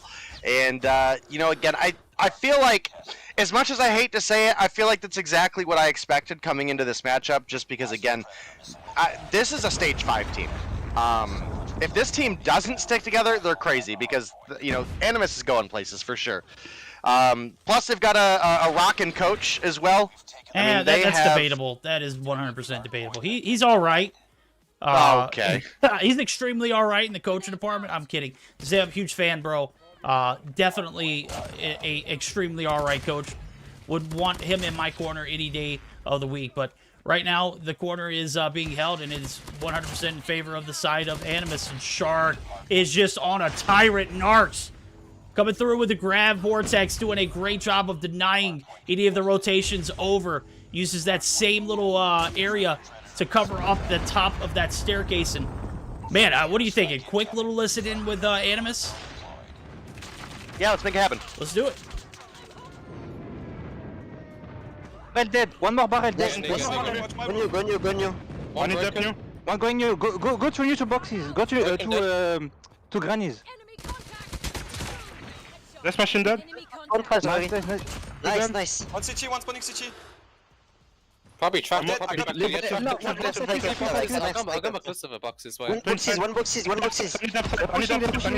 Nice. One more. Dead. Good shit. Watch this spawn. One side. Watch this spawn. I'm gonna take Boxes. Spawn. On bottom. Nice cluster, push side. Go. Then one more. Only one. Dead. I'm going back up. Your side, I'm going side. Watch your mid. Watch your mid. Don't die. Tractor dead. Two top, one more top. Trari go top. Bottom gun is I'm guys. gonna watch the flank. One flank. Watch boxes, Marvel. Two flank. Boxes again. Let's go Boxes. We Oh, got mais tu spawn. Two boxes. Charm. I'm going inside. Go, take side. One gas. Two gas. Bottom Spawn, unit. watch his spawn. Oh, tell grandma. Don't take. Two nets. One Sunday. One Spawn boxes. I have my Next, cluster. next. Do you have cluster? Yeah, I have cluster. I have cluster. Ready done. I'm already next. One top shop, I think. Top shop. Top gamma, He's top gamma. dead. He's dead. My God, if I was ever doubtful of what kind of comms those guys had, that is probably some of the most energy I've heard in a Mobile Mayhem listen-in of the entire time I've casted Mobile Mayhem here in EU. And I've got to say, just extremely well coordinated. You can tell by the points up top. 175. I can't even see it now because of the bread missile coming in. 179 and counting. They are just destroying all forms of life in their face, and it is just not even close. I don't know if you heard it. I know you probably stuck around for a little bit more. How invigorating were those call-outs? Oh, I mean, they're solid. Not only are they playing good, they're sounding good too, Verdict in. I have absolutely no doubt that they're going to walk away with the win here. I gotta say, I'm a little disappointed we've had as many 2-0s as we've had, with what, you know, we comparably expected the matchups to look like. This one out of the gate, I knew was gonna be really heavily on the side of Animus, and sure enough, it has not disappointed in that sense at all. Shark gonna find one, gets the reload cancel, takes down another, does get taken down, pulling out the Annihilator, but you gotta point out here, the Annihilator wasn't all the way out, so it only goes on a slight cooldown as opposed to a full cooldown, so Shark gonna have that available again shortly. He is going to have that available again shortly, and as quick of a game as this has been, bro is popping off with 38. They're looking to close out game number 1, not giving anything away for free. RZM going to be taken down.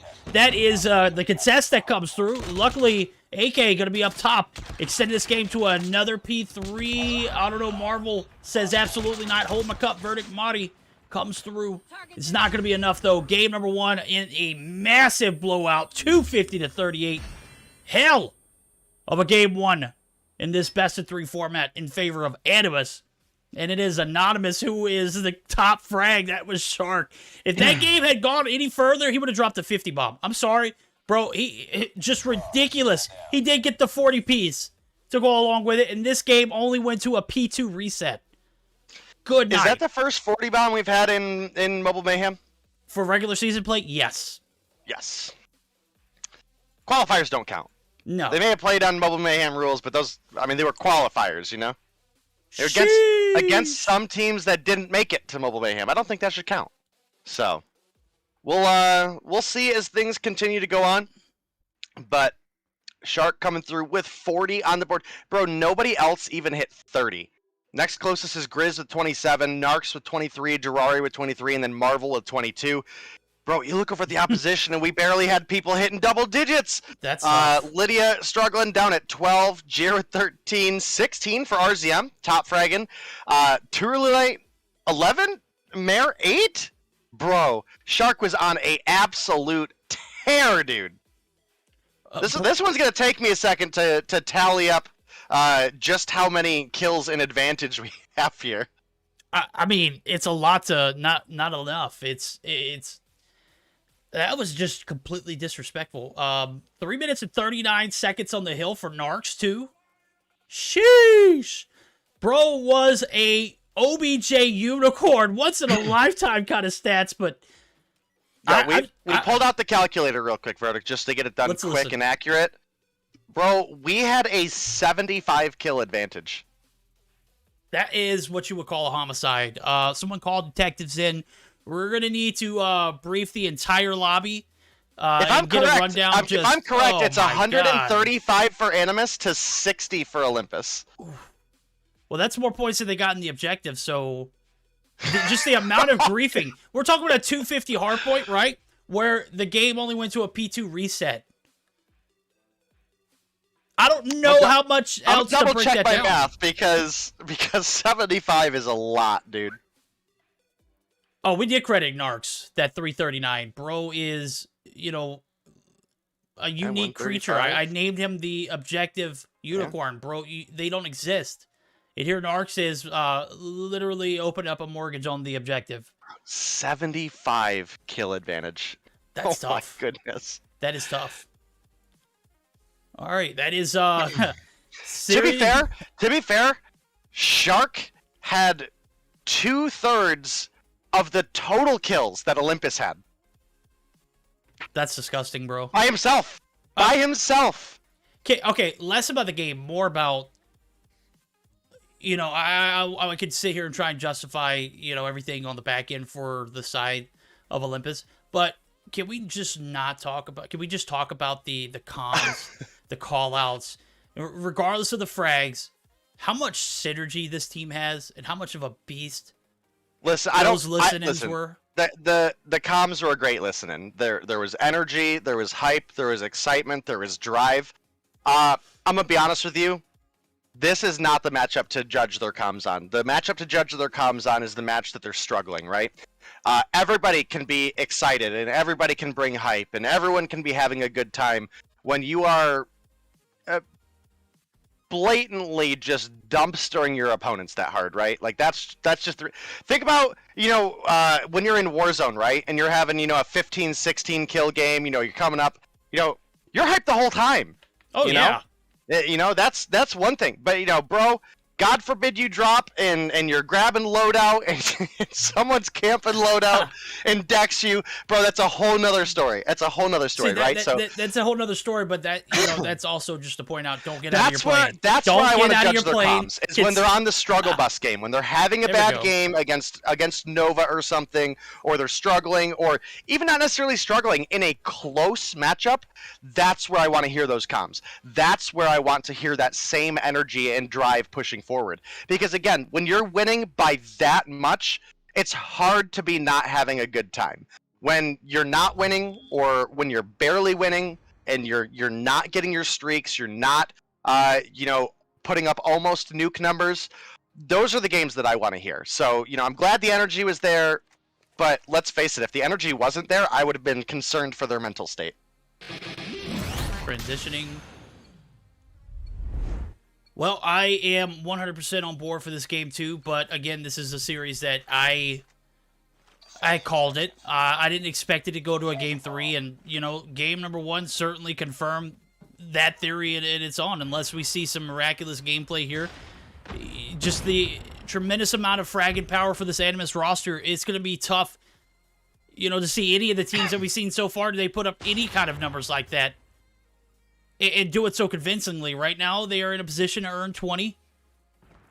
Can they get the 2-0 clutch, though? And it's extremely on the backs of the side of Olympus to close that out, though, as Ari actually going to find first blood, and it's not going to be in favor of the Animus squad now, as Jurari drops. Jurari was one of those day 2 demons, and one of the players that I consider to be like that SS plus player. Shark finds one, that's Lydia. Marvel found first blood for the squad on his side, and we've got a 2-for-1 trade in favor of Animus.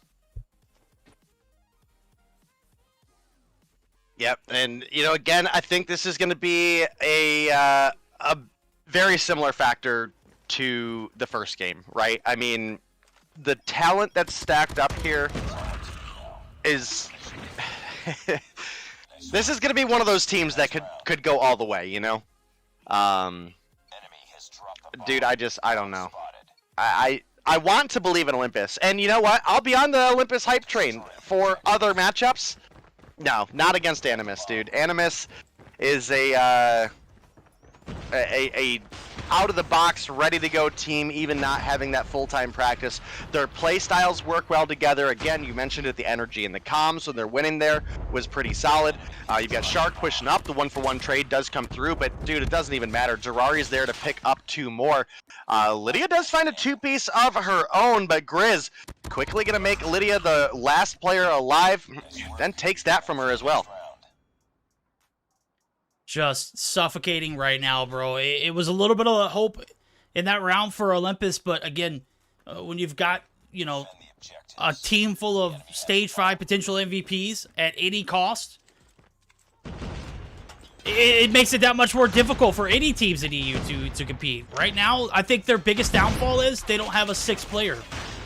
And I know that sounds crazy because we're used to seeing just 5 start, but what if we have an instance where, you know, one of these players aren't available one night, you know? Look at stage 5. Grizz! Look at Neil in stage 5. Grizz! You know, like, you run into a situation like that, you need to have that big backup, and dude, there's plenty of time. They might still have that. You know, it's hard to say. Grizz is on an absolute tear these past couple rounds. You missed it. He got the stick with the crossbow. I didn't miss it. Okay. I clipped it just so that you can see it later on. You clipped it too? I clipped it, yeah. Oh, heck yeah, I clipped it. I didn't clip it off Trovo. I just replay buffered it. Listen, nothing's going to be exciting as when Captain did it, right? Because that was the first time we've ever even seen the crossbow, let alone the fact he was able to come through and pick up 3 kills that game with the crossbow, so. Grizz going to lose that 1v1 encounter there. Lydia able to capitalize on a frag for herself. Looking for the bomb picked up. Narcs finds Madi. And now it's all up to Lydia. Lydia picking up Marvel, and now it's just Narcs and Lydia in a 1v1. Can Lydia clutch it? She can. Good transition. Catches. Narcs going up the side of the tunnel, and we've got a 2-1 now. First round in favor of the side of Olympus, and Olympus has fallen, but it's not out of this search and destroy matchup right now because a little bit more of a collective round there. Granted, you know, it took Lydia to clutch the 1v3.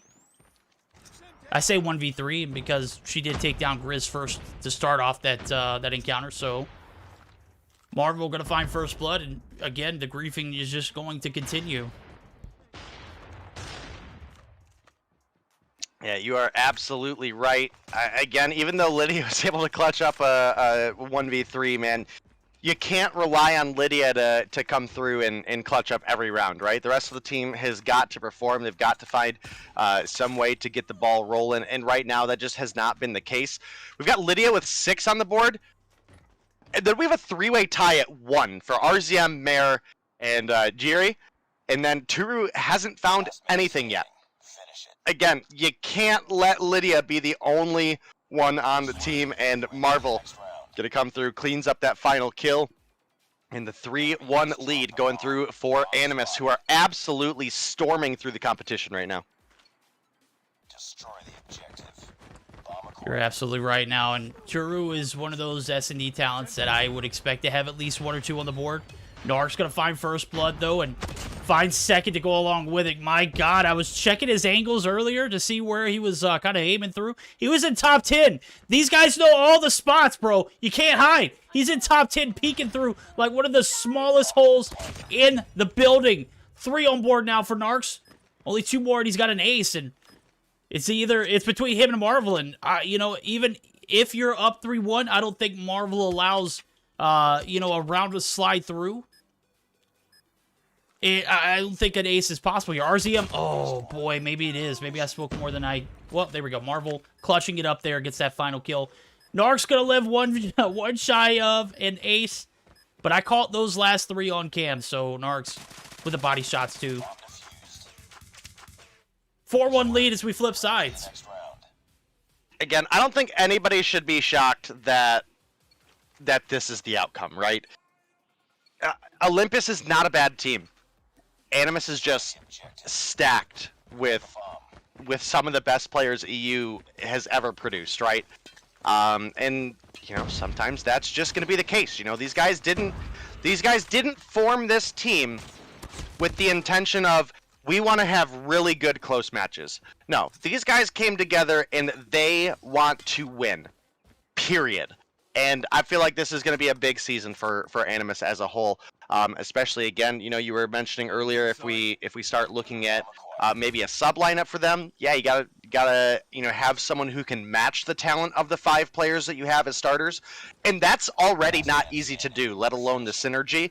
So we'll have to see as, you know, time kind of develops here, but this one's looking like it might be over before it began, man. I mean, it's a 5-1. The only reason it's a 5-1 is because Lydia is possibly the best female KDM player that we've ever seen. And that's just the reality of it, right? The fact that she clutched a 1v3 is the only reason this game's not over right now. Well, I gotta say, a much better defensive round here for the side of Olympus. 4-3 player advantage. Bomb's gonna go down at B though, and Shark gonna go ahead and tie the knot. Push is gonna come through, and you got a whole 4 players from pushing in. Airy, oh my God, Mari actually gets credit for the kill. I saw Airy kind of slide peek right in front. Drari picking up 2 for himself. 2 now. Lydia's looking for the refrag. She can get the smoke too. That is game point match. 6-1 win for Animus. A 3-piece from Drari to end the round. And we've got another 2-0 on our hands. Day, what's going on here in EU? A lot of these teams, you know, I was thinking that this is going to be the best season we've seen so far, and so far I've seen 2-0s across the board. I still think this will be probably the best season of EU. There we go. That's I baited them, guys. Chat, we got him. We got him. I got him to admit that this is the best season that he's going to see in EU. Yeah, I mean, again, unfortunately, the matchups today have just not gone as good as we expected them to, and I think as the season develops, it'll start to equalize out a little bit, because obviously synergy is a big importance for a team. You know, kind of. You know, I know we've talked about it a bunch here and there. You know, you go back to that Tim the Tatman speech where if you have 5 really big personalities or 4 really big personalities on a team, it can be a little bit difficult. But again, that's what I'm going to be looking out for when Animus are in a pinch, what their voice comms sound like. Because today you jump in there, dude, everybody was having fun. Everybody was communicating, having a good time, absolutely rolling. And that's all fine and dandy when you're ahead. But again, I think there's tougher matchups. This is Animus versus Olympus. And again, this is not to talk bad about Olympus. In my opinion, was the most uneven matchup on the schedule for today. Out of the gate. I really expected the Omni matchup to be a lot better. And I expected our FN 420 matchup to be a little bit better too, but that just wasn't the case. I think that, you know, once teams start to settle in, we probably definitely see a top 3 teams develop. And I think we have a really competitive, like, 4 through 10 spot. That will be just really, really fun to watch. So I'm excited for it. Animus looking like, I just read YouTube chat. Animus looking like they playing Worlds at this point, bro. Look, the only Worlds I see right here is World Star, because that was a 2-0. I mean, good night, bro. That is just a stacked roster. And I'm not demoralizing Olympus by any means. I'm not. Oh, you might be. You might be demoralizing them. No. I mean, come on. You got to take that with a grain of salt and move on. This is, you know, if you're competing in a tier 1 event, you got to be, you know, you got to be able to bounce back and be resilient against a squad like this. And I mean, a 250-38 was not enough. A 6-1 was not enough. You know, it could have been worse. Is what I'm saying, I guess. It could have been devious in here, and it could have been way worse. Oh, look, boy, stay devious. Chat. That was pretty toxic, but I agree with you. There we go. Yeah, it's definitely rough. Like I said, Olympus, I'm not trying to trash talk you guys. I think you guys are going to be a really competitive team as things go on. But again, you can't let Lydia be the only one to show up. RZM started to find some kills there towards the end here and there.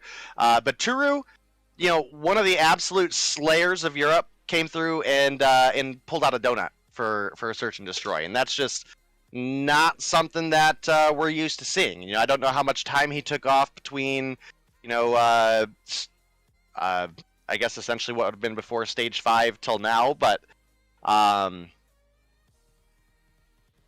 yeah, that can't happen. I think they'll have better games in the future. Again, Animus, possibly the #1 team in all of Europe. But yeah, I don't want to discourage Olympus at all. We've had enough teams fall apart already.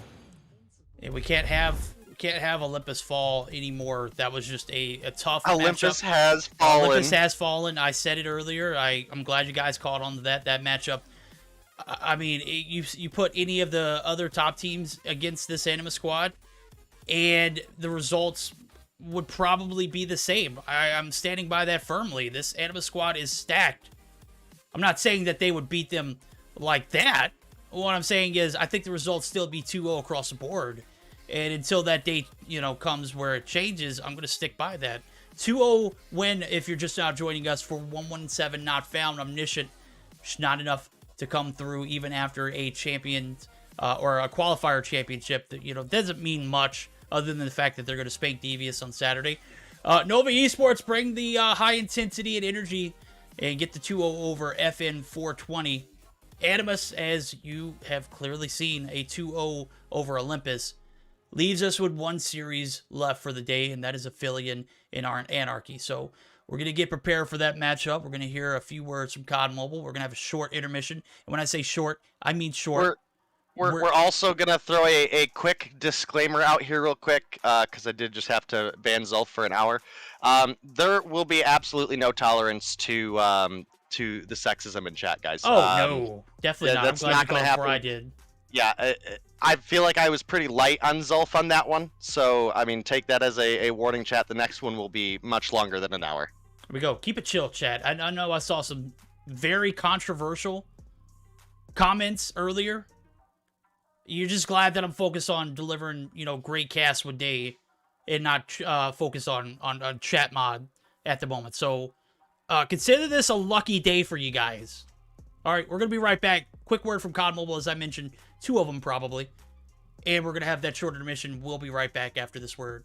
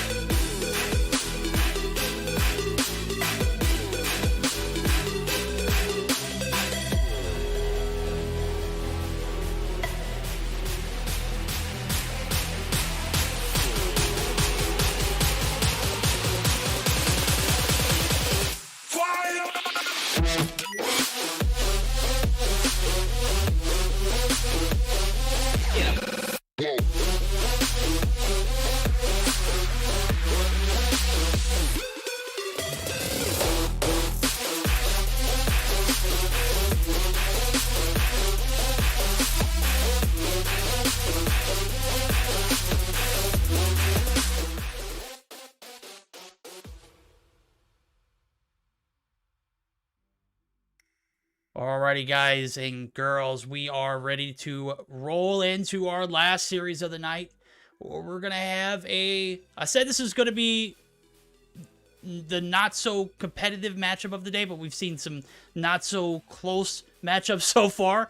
And I think I'm starting to, eat my words even this later in the evening now. We got Aphelion, we've got Anarchy, and I think we have ourselves a matchup that might go the distance. I'm not going to be upset if we see a 2-0 here, but I think realistically speaking, after we just saw, a pretty brutal matchup, which, man, I'm so worried for this EUC with Animus up top right now.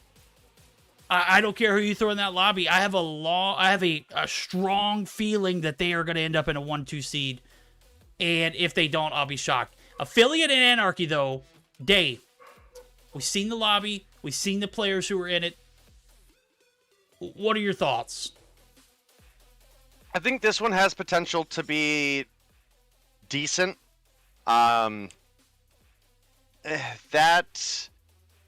That could slip away, though. Okay. We've definitely looked at a couple different matchups where we were like, man, this one really could go either way, that I think took a turn for the worse very, very quickly. And unfortunately, the consistency for AE has been a pretty big question for me. Specifically, and as much as I love him for getting those crossbow kills in qualifiers, Captain's in a kind of rough spot right now. He was one of the people that was really, really well known for his shotgun use specifically.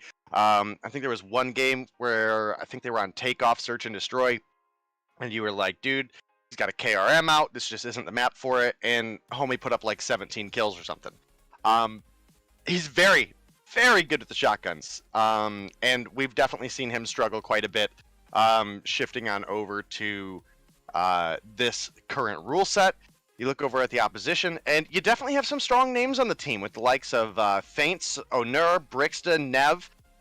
That's a lineup that I could see maybe struggling a little bit at the beginning, but very, very rapidly growing to be one of the tough upper middle competitors for Europe. So gotta give a huge shout out to everyone who's came through and just absolutely killed it today. Angel, one of the latest with the cash paying in the top one, absolutely going wild. This is I've got to say it would be the only day that we ever get some kind of issue on the back end with being reported. This is the best opening day we've had since I've casted Mobile Mayhem in EU. And I gotta say, guys, everyone who came through the raids, everyone who came through, just stopping by and showing some support, you guys are the absolute best. And, this is the reason why we do it for you guys. And here we are. We've got a great matchup to end the night with. And we got a rotation that's going to start us off on transitioning a standoff hardpoint. Hackney Yard Search and Destroy for game number 2. And if it does go the distance, which we haven't seen yet, a Firing Rain Domination. Dave, based off of these rotations, I'm thinking that Hackney Yard Search and Destroy might be, the common ground where we'll see maybe, a change of events, and possibly see that game 3. We haven't seen a unorthodox map such as Hackney Yard yet for Search. Do you think that is going to be the difference maker? Probably not. Okay. Fair. That's fair. Look, again, to me, I want to believe in a do I though is a whole nother question. The inconsistency through qualifiers was pretty apparent, both in the roster and as well as again the ability for a couple of the players to adapt to the rule set.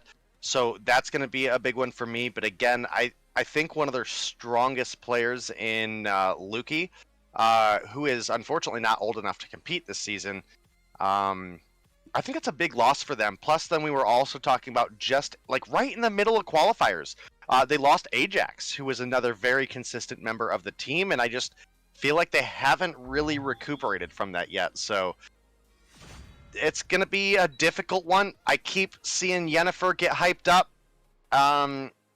And bro, I haven't seen it yet. All right, well, hype or no hype, Yennefer, I think that's Greek. It's not Greek in translation. I think it's Greek in that's the name change. I'm going to see how well they do now. I do see Zed, who has the Clash tag. Maybe that's a recent addition. Maybe that is a, a factor that we'll keep in mind as Zed pops off. Any team he goes to, one of my favorite players to watch. And right now, it's just a complete control here in P1. And it's on the side of Anarchy, who, again, racking up some of that uncontested time. Nev, on the flip side of things, picking up their 4th. Did an interview with him last season. He is a pro football player. And one of my favorite players to watch in this COD Mobile Mayhem Winter 2022 so far. So we'll see how it pans out now. There's 20 seconds left, 30 seconds on the point, and man, Brix is frying right now. Getting some shots in, gonna get some help there from Nev. Nev gets taken down, but the kills are just continuing to rack up here for the side of Anarchy. Yeah, we'll have to see. Again, I do believe Anarchy has a pretty solid chance to just come through and win this game. And right now, they have a pretty commanding lead. Now, granted, it's not 100-0 like we saw earlier, and that ended up being a really good match. So we could absolutely see AE come through and find a little bit of ground. Apollo finding 2 and some spawns for the team is definitely a good way to start there. Zorky finding feints as well, and Nev. This could be a really big P2 for AE, and maybe some of the difficulties that we watched them struggle with at the end of qualifiers, maybe they really grinded some of that out. You could definitely feel the rotations seem pretty weak. They didn't seem as practiced with the roster that they brought to the table, and again, that's to be expected when you lose out on Ajax and you're working with a new roster, and part of that puzzle just goes missing. So, dude, I totally get it, but they actually had a really solid P2 here, and you can't complain about that too much. No, they're actually going to take the lead now. Apollo can continue to hold down the objective. Doesn't look like it's going to be contested. You can see a majority of the focus is going to be right there on that big blue building. Top blue is where the action is going to be at. Onur doing a little bit of perimeter control here, holding off the transition. Is going to fall back now. As we can see it, P3 opening up, and Onur finds one in that back alley area. You're going to prevent the rotation from that side, but where is the respawns? Captain actually going to be spawning right there on the backside of back alley, and he's going to push in. Nev going to find the shots, and the break comes through. No, it's going to be shut down. Oh, for at least now, Zed's up top. He's got some help. They get the break, and this might be an excellent opportunity to go ahead and join in for a quick listen-in with Aphelion as they get the much-needed break here in this P3 rotation. We'll see how long they can hold it. Next, I'm coming with you. One bit. One soldier is next. Just tank. Yes, tank. Tank on top. One farm. Step you now, One next. He's top market. One inform. Yo, any farm, guys. Go push together and play. Any farm still. Don't forget your smoke. Boxes, one shot. I'm concussing back. One farm. Farm, one shot. Any still farm? He's dead. Any dead. Two broken. Top market. One broken dead. But Other one no. broken low. Me use money. War machine I'm in pushing farm, What's he's that, Joe? inside now.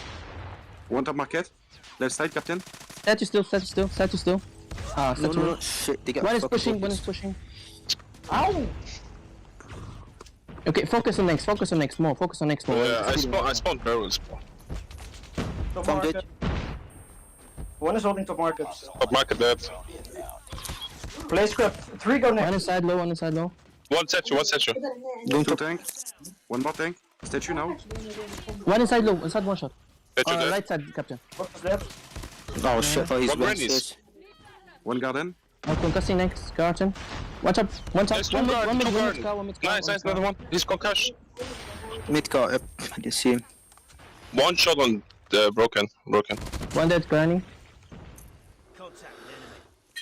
One bottom granny. One more One granny. broken, guys, broken. All right, a little bit of uncertainty, a little bit of the call-outs of push new. Don't even contest that P3 or P4 rotation.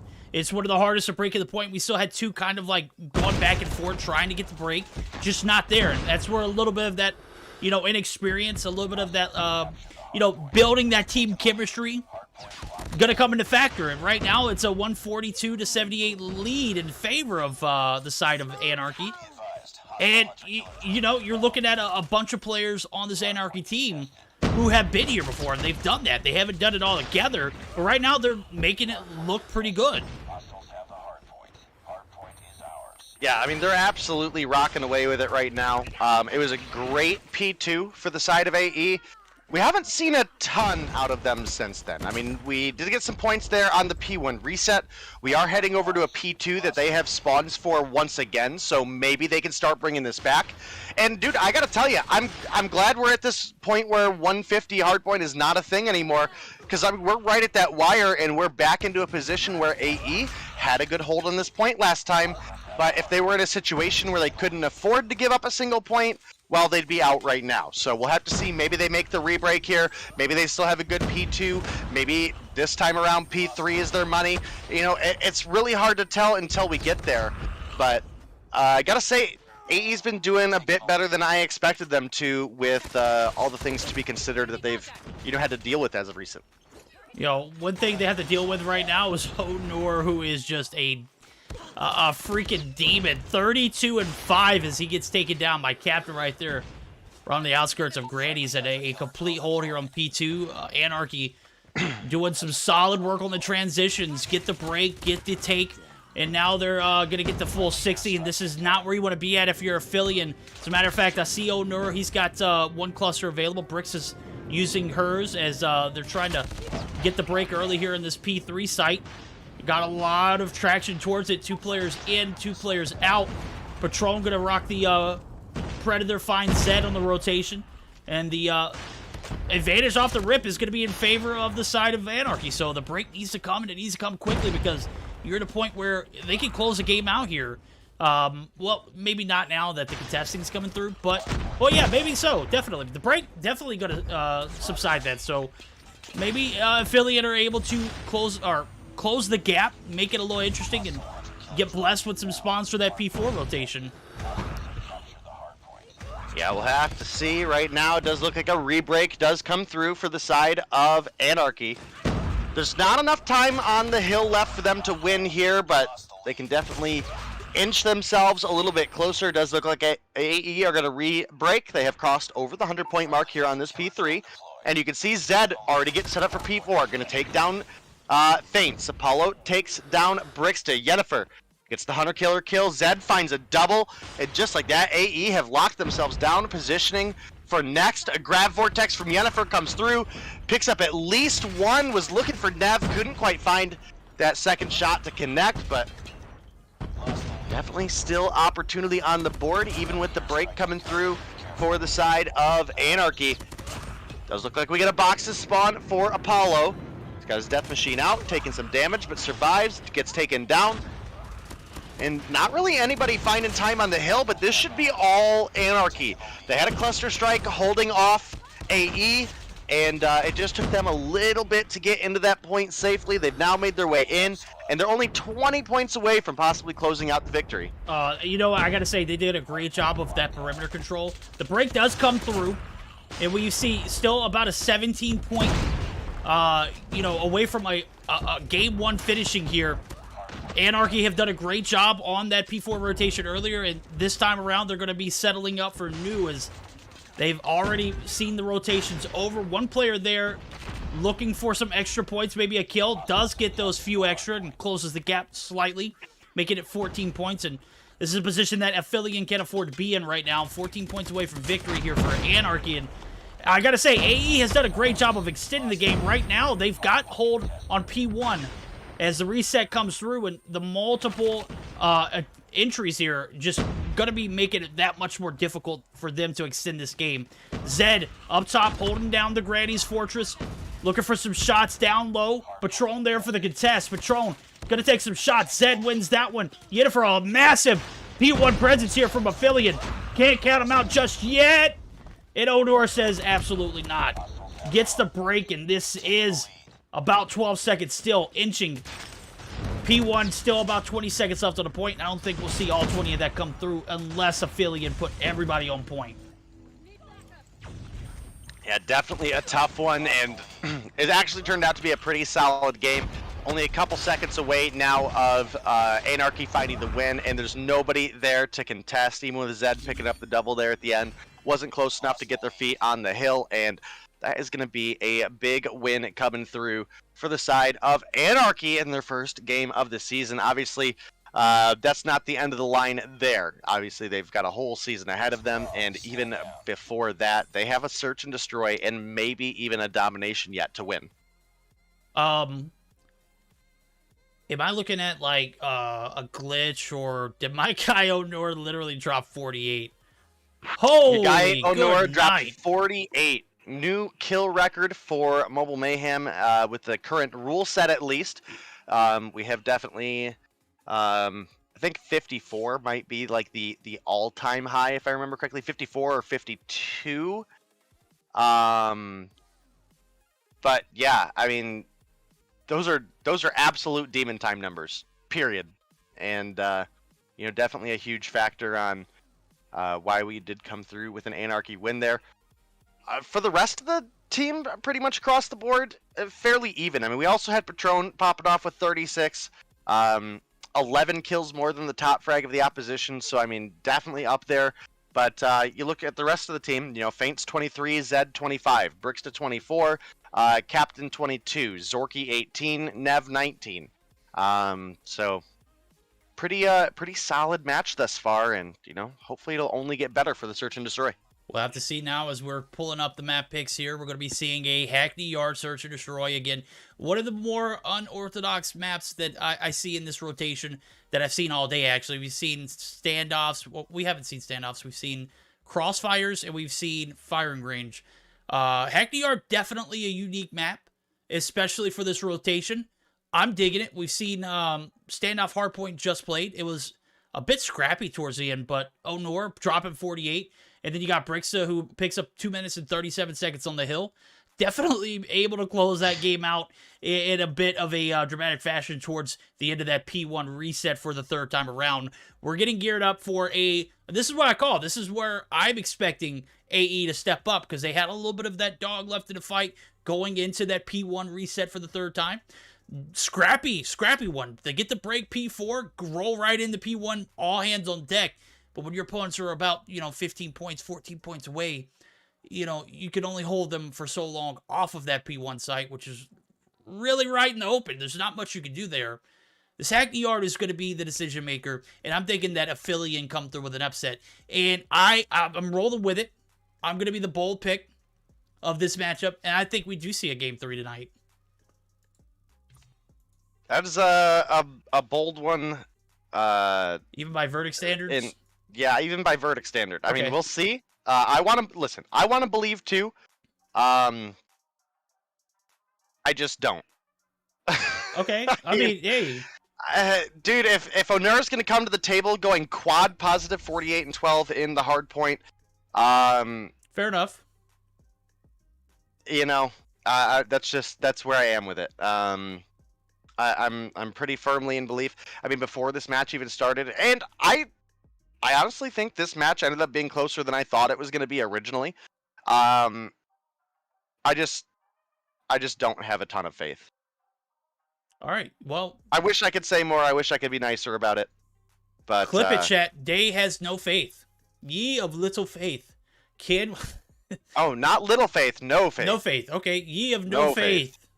Will we see that game 3? It's going to be on the backs of Aphelion having just a miraculous game here in the Search and Destroy Hackney Yard again. This is a map that I feel where strategy is going to come into play. It's going to be a decision, a great decision maker in deciding if we're going to go to that game 3. And Aphelion have a lot of talent, especially on Search and Destroy fronts. Have you seen the shots from Apollo? Listen, you're not wrong. You're not wrong. And to clarify my answer a little bit more, if this is a week 5 matchup where AE have had a little bit more time to adjust to losing Ajax and you know, obviously having some roster changes recently just before qualifiers,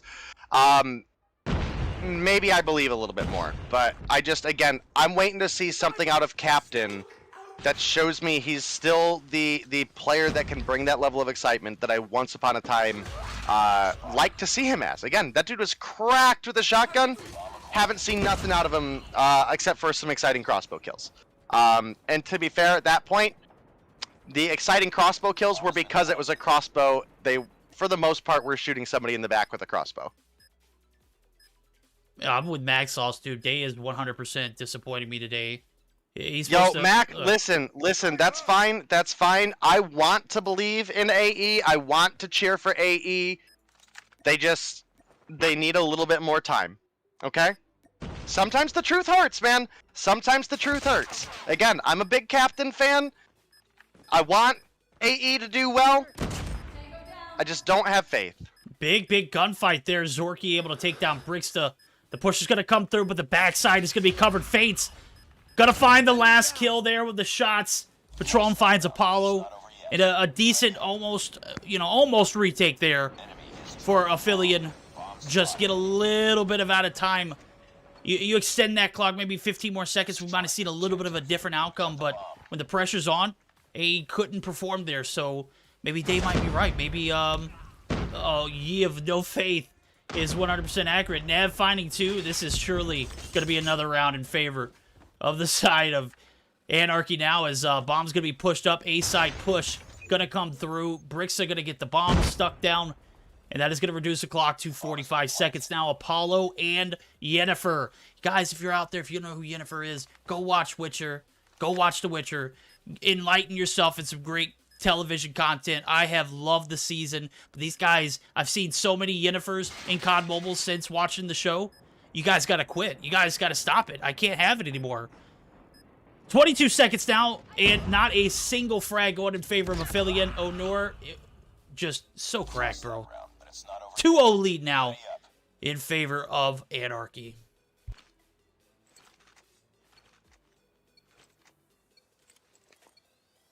Defend the objective. The enemy has the bomb.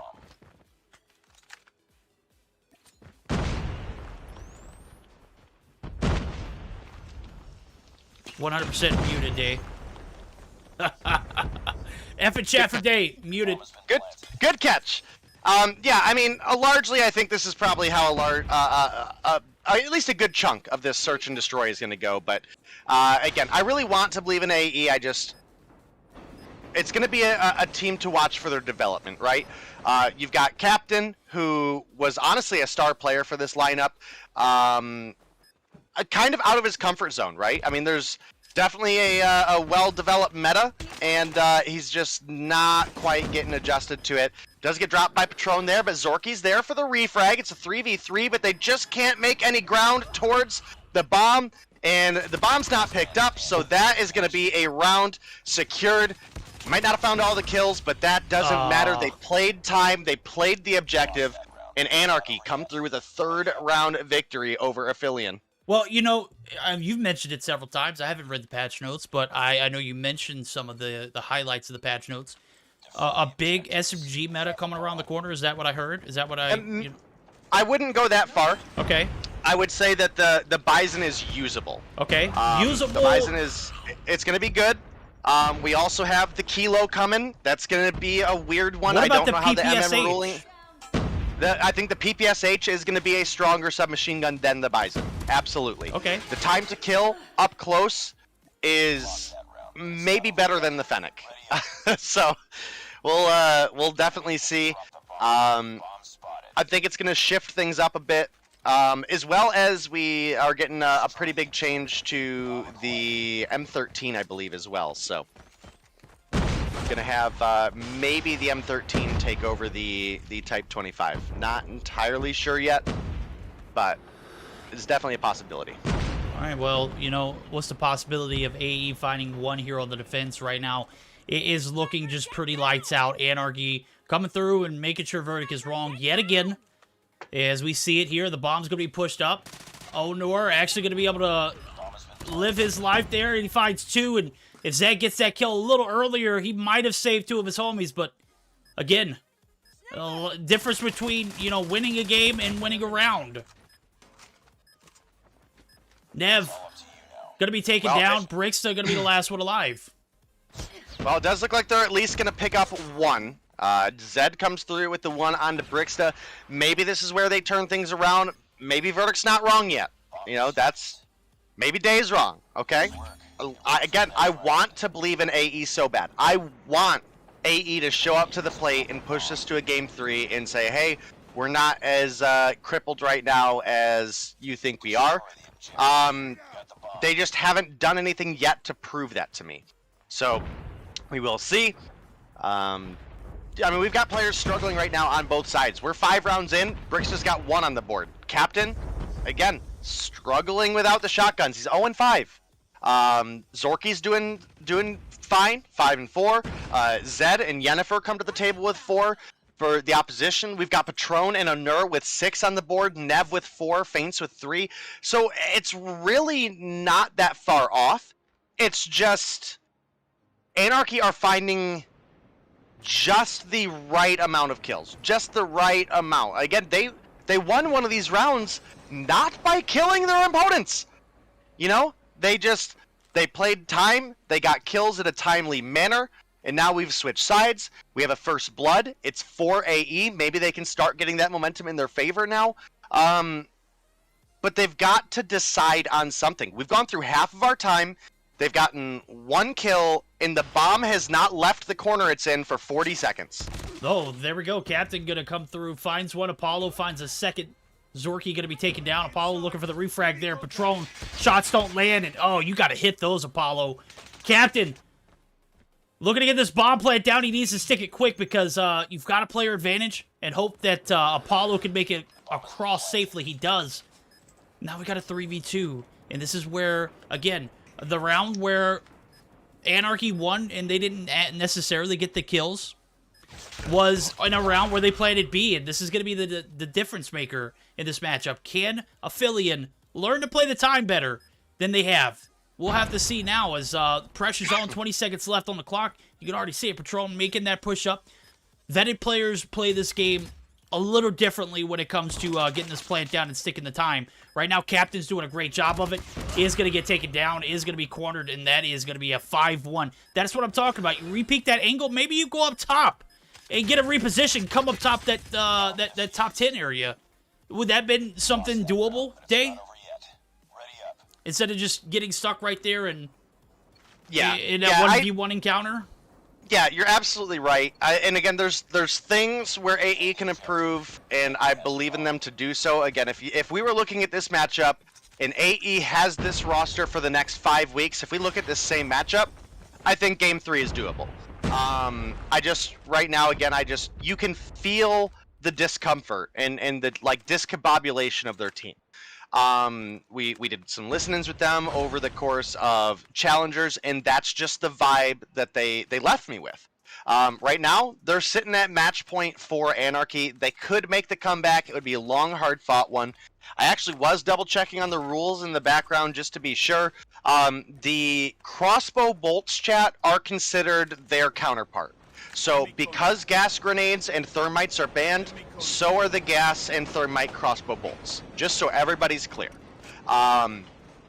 But right now, another slow offense coming through for the side of AE. Yennefer going to open up with Ornur. That's actually a really big one, but Nev right there for the refrag, the 1-for-1 trade. We're less than half the time on the board once again. Captain finally going to find some light. He did find 2 last round, but obviously wasn't quite enough. And he does pick up kill number 3 here. Yeah, Look at solid. 4v2 for AE. Surely this is their round, right? Oh, this has got to be their round. Bomb is going to go down at B. Bricks are going to be the last person alive. Apollo looking for the shots. Apollo doesn't miss there, and thankfully, they buy themselves another round. Aphelion still in this matchup. Again, they have to be flawless through 4 more rounds, and, you know, based off of what we've seen so far, they've gotten a little better each round, but still not convinced. I go back on my decision to say that we're going to see a game 3 here, and maybe I'll eat my words then. If I do, I'll be happy to. But right now, I'm just not seeing enough here from the side of Aphelion. Bricksta finds 1. It is traded. Yennefer finding 2. Opens up big doors here for Aphelion. Patron and Fate's going to be the last ones alive. Patron finds 1, but he's left on his own as Fates has dropped Yennefer and Apollo. Apollo hitting the shots again, and man, I didn't think, I figured I'd be, I hope I would have to eat my words, but I didn't think I'd have to eat them that quickly, so can they do it 3 more times in a row, Dave? Hard to say. They've found 3, and you know what I say about a team that has 3 on the board. If they've done 3, then they can get 3 more. So still a chance. They just can't afford to make any mistakes right now. I do really like that AE are capitalizing as much as they can on the B site. Too many teams, we see rush A, and if you win the initial gunfight, that's fine. But for teams that aren't as confident in winning that gunfight at A, I think B is a really solid option that typically has less people covering it, because if you do have a strong presence push A on the offense and you don't have enough players on the defensive side, it is almost impossible to break into that point. If you're looking at losing 2 players on the A site and the enemy has 4 or 5, and you know you're at that player disadvantage, sure, there's plenty of angles that you can come in, but if there's enough players alive to cover those angles, it's going to be very difficult. Right now, it's Faints left alone in a 1v2, and again, I think AE are actually capitalizing really well on the offense, and with only 18 seconds to go, Faints is in a rough spot. Apollo on the hop up, gonna find him, and just like that, we've got a game verdict. Like I said, you may not be wrong yet.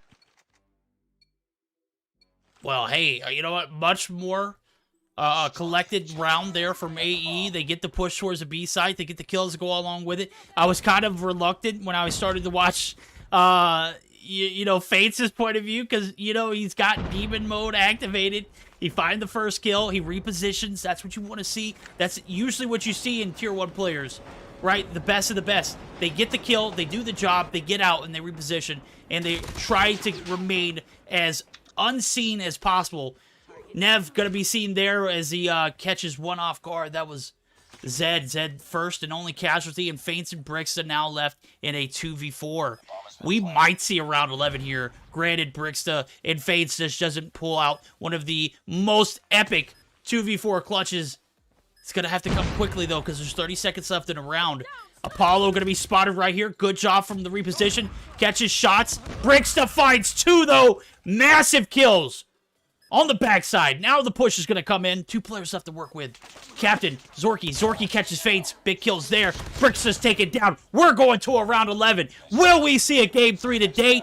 That was a much more... I've seen 4 convincing rounds in a row from this Aphelion squad. You have? There's life. And listen, I told you I want to believe in AE, and they're showing up right now. They just need to find 1 more round. We might still see that game 3. And, dude, if we see that game 3, I'll eat my words. That's totally fine. And sure enough, AE absolutely lacing Anarchy. Anarchy have absolutely dropped the ball here. I think Anarchy should have took a note out of the AE playbook there that maybe B is the play, because now look where this bomb is down at. The retake, especially in a 1v3, ain't happening, dude. Onur, as good as he is, I don't think the clutch happens. You know what? I think you're speaking a little too quickly, my friend. Let the round play out. 3 players still alive. You got Onur. He dropped 48. in the hardpoint. Granted, this is not hardpoint. This is search and destroy. His shots have to be 100% on point because you miss one, and this Aphelion squad plays their twos well, which 2 of them are. 1 of them aren't. And Apollo. Oh my God, the misclick. I feel the energy from here. The mighty have fallen. We're going to a game 3, Maddock. In chat, I know you're fuming, my guy, but guess what? We're going to give the people what they want. We're going to see that game 3 for the first time today. And I will eat my words twice today. In this matchup alone. I think it's my turn to eat them. I didn't believe in AE, and you know what? They came through and they found 5 rounds in a row. And sure enough, we're going to see that game 3. So AE, thanks for restoring a little bit of faith in yourselves for me. Again, I still think you've got a lot of work to do. But excellent second half of Search and Destroy there. Again, I think they capitalized on the B pushes excellently.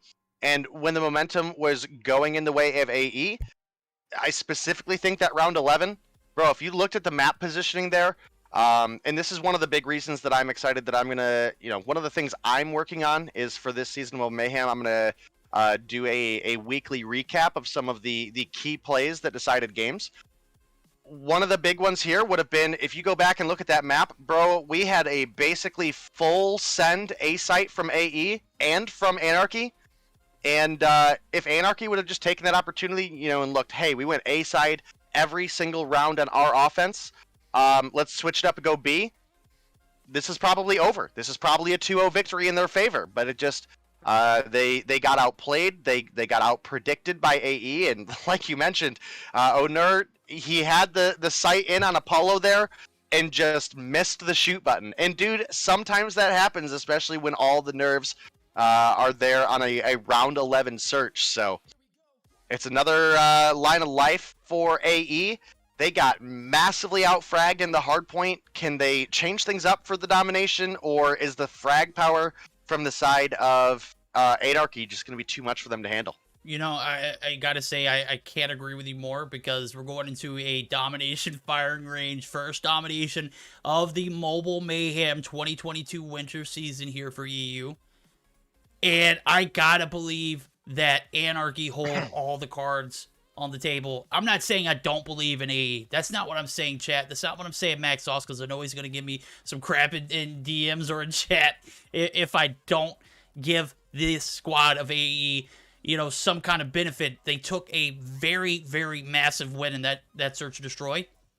And, I called it earlier. I said this is going to be one of those unorthodox maps that could go one way or it could go another. This time it just happened to go the other route. And now we're going to see that fire range domination. But did they bite off a little bit more than they could chew? Because, I said it earlier. Onur dropped 48 in the hardpoint. We know broken ball, okay? Is this a game 3 you want? Regardless, it's here. We are going to be full on board. We're going to do listen-ins for both teams like we did last. We're going to do one for the first half. Whoever gets that first advantage on the B flag, that's who will join in first. And, we'll just go from there as we're going to get geared up for it. Day, what better way to end the day or the night rather, for EU? Look, I'm glad we have a game 3. Okay, again, I'm glad AE have showed up. What I'm not glad is that I see a Ferg skin, but not a Bobby skin. Oh, that's an F in chat, guys. Who has the Ferg skin? I missed Nev. it, but I'm gonna. It's Nev. Yeah. 100% Yeah, it is Nev. You are correct. Nev is guilty. But look at it in all its glory. Is he gonna drop a nuke this game? That's the question. Listen, I gotta get in the comms with the NA teams. We need at least one full team in NA to show Bobby some love for being the NA Codfather, okay? There we go. That's what I like to hear. NA Codfather. I said it earlier. Bobby's the Codfather of COD Mobile for a reason, because Ferg's not old enough. I was obviously kidding, but wow. literally. Bobby is the Codfather. You claiming him the Codfather for NA? I like that little touch. Right now, we are in EU, where Ferg obviously reigns superior. So, of course, we're going to see Ferg skins. Zed going to find 2 of his on, make it almost a third. Gets the 50% attack. Onur doing what Onur does best, and he is being a demon early on. 3 kills on board. Still no progress on B. It was reversed. As we saw it, Anarchy now on the brink of trying to get some control here on this top wood area.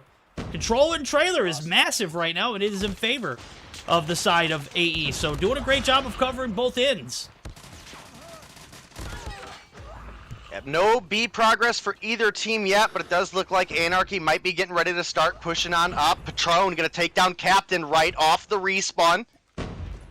Still, where is the B progress coming through for these teams? We need a collective push-up for somebody. And I think arguably the ever so slightly stronger side is going to be the C side. You have a little bit quicker access, or rather safer access to trailer, being able to get to that backside entrance a little bit quicker. AE, you know, you can look at the A side here and say, well, that front door is closer.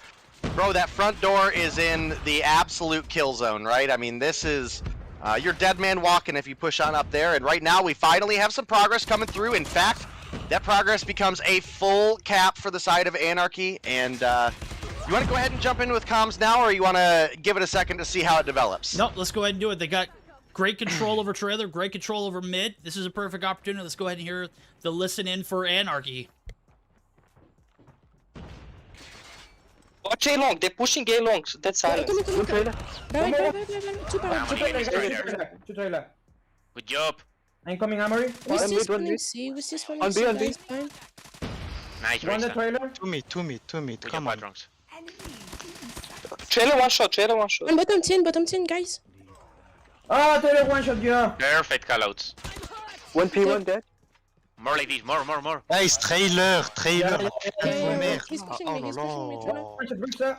Nice. He's dead. P1 should be, they spawn lower. One's P1 and one bottom 10.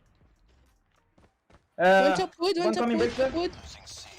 He's dead, Ah he's ouais, dead. on C. See that. One A long. Yeah, they're coming. Dead, all dead. I have pred, I'm using pred. I got A long is still. A long dead, one mid. Yeah, wood low. Bottom wood, two bottom wood. They're pushing out mid.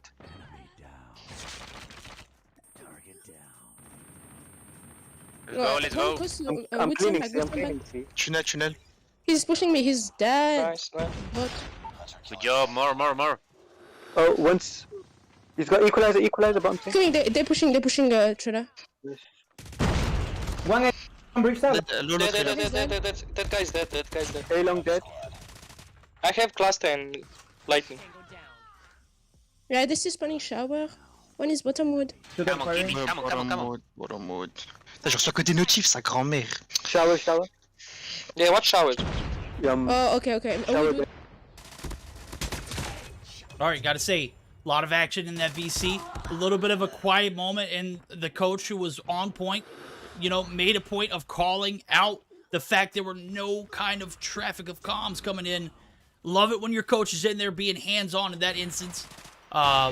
Toto, I think his name is, picked up the major slack there towards the end of the callouts, and of course a 100-61 lead going to go in favor of the side of Anarchy. Dave, what were your thoughts? Yeah, I mean, this is a really solid game coming through for Anarchy. They got the B flag. It did take them a second to get onto it, but once they got it cleared out, they went ahead and grabbed it in one cap, and they held it for the rest of the game. And they were also able to make some big call-outs on players rotating C. They were able to defend C the whole time, and really just walked away with a pretty big advantage. Now, as we go into the second half, again, the C side, very small margin, but marginally nonetheless is the stronger side on this map. But it is going to be an early trailer break for the side of Anarchy. But a big rotation from Yennefer does pick up Patron, who's one of the players leading the lobby right now. 20 kills on board, is going to be 4 over Onur, make it 3, as Onur is now up to 17. And Feints crossing into 10 does give them double digits for all of their players. We look over at the opposition. Man, Captain just can't get used to the meta right now. 7 and 20. We've got 7 and 16 for Apollo. And then our top frag is Yennefer with 14 on the board, which, while it does beat out a couple players on the side of Anarchy, man, it's just not convincing enough to help keep them in this game. So far, we've got a little bit of B progress, about a quarter of it for Anarchy. It's starting to get cleared out now, but the importance is that we really need to see AE pull some sort of progress together here, because the longer this remains a 1-1 as far as caps in the second half, the closer we get to a position like that really, really upsetting time run out on Summit the other day. I'm trying to remember what two teams those were, but time is not on your side in this position if you're AE. It was a Devious and Rain game 3, where Rain literally won by the clock alone. That's it was right. 7 seconds that determined, or 7 points rather, that determined the game. And it was just too close to call. We get a reset rematch, best of 5 format. Devious take 3 in a row. It was just absolutely wild. I mean, I understand we're getting later in the night, but this is where the action is got to come out. And right now, Anarchy just holding down the fort. They've got the C site. Oh, they have the A site. They have yet to give up the B flag. Several attempts on this A flag is deemed a little questionable, in my opinion. And the AC cap is going to be flipped. Now, we listened in for a quick moment for the side of Anarchy. Let's get a chance, even though they don't have a B cap. Let's go ahead and jump in and see how those comps sound, even being down this much for Aphelion.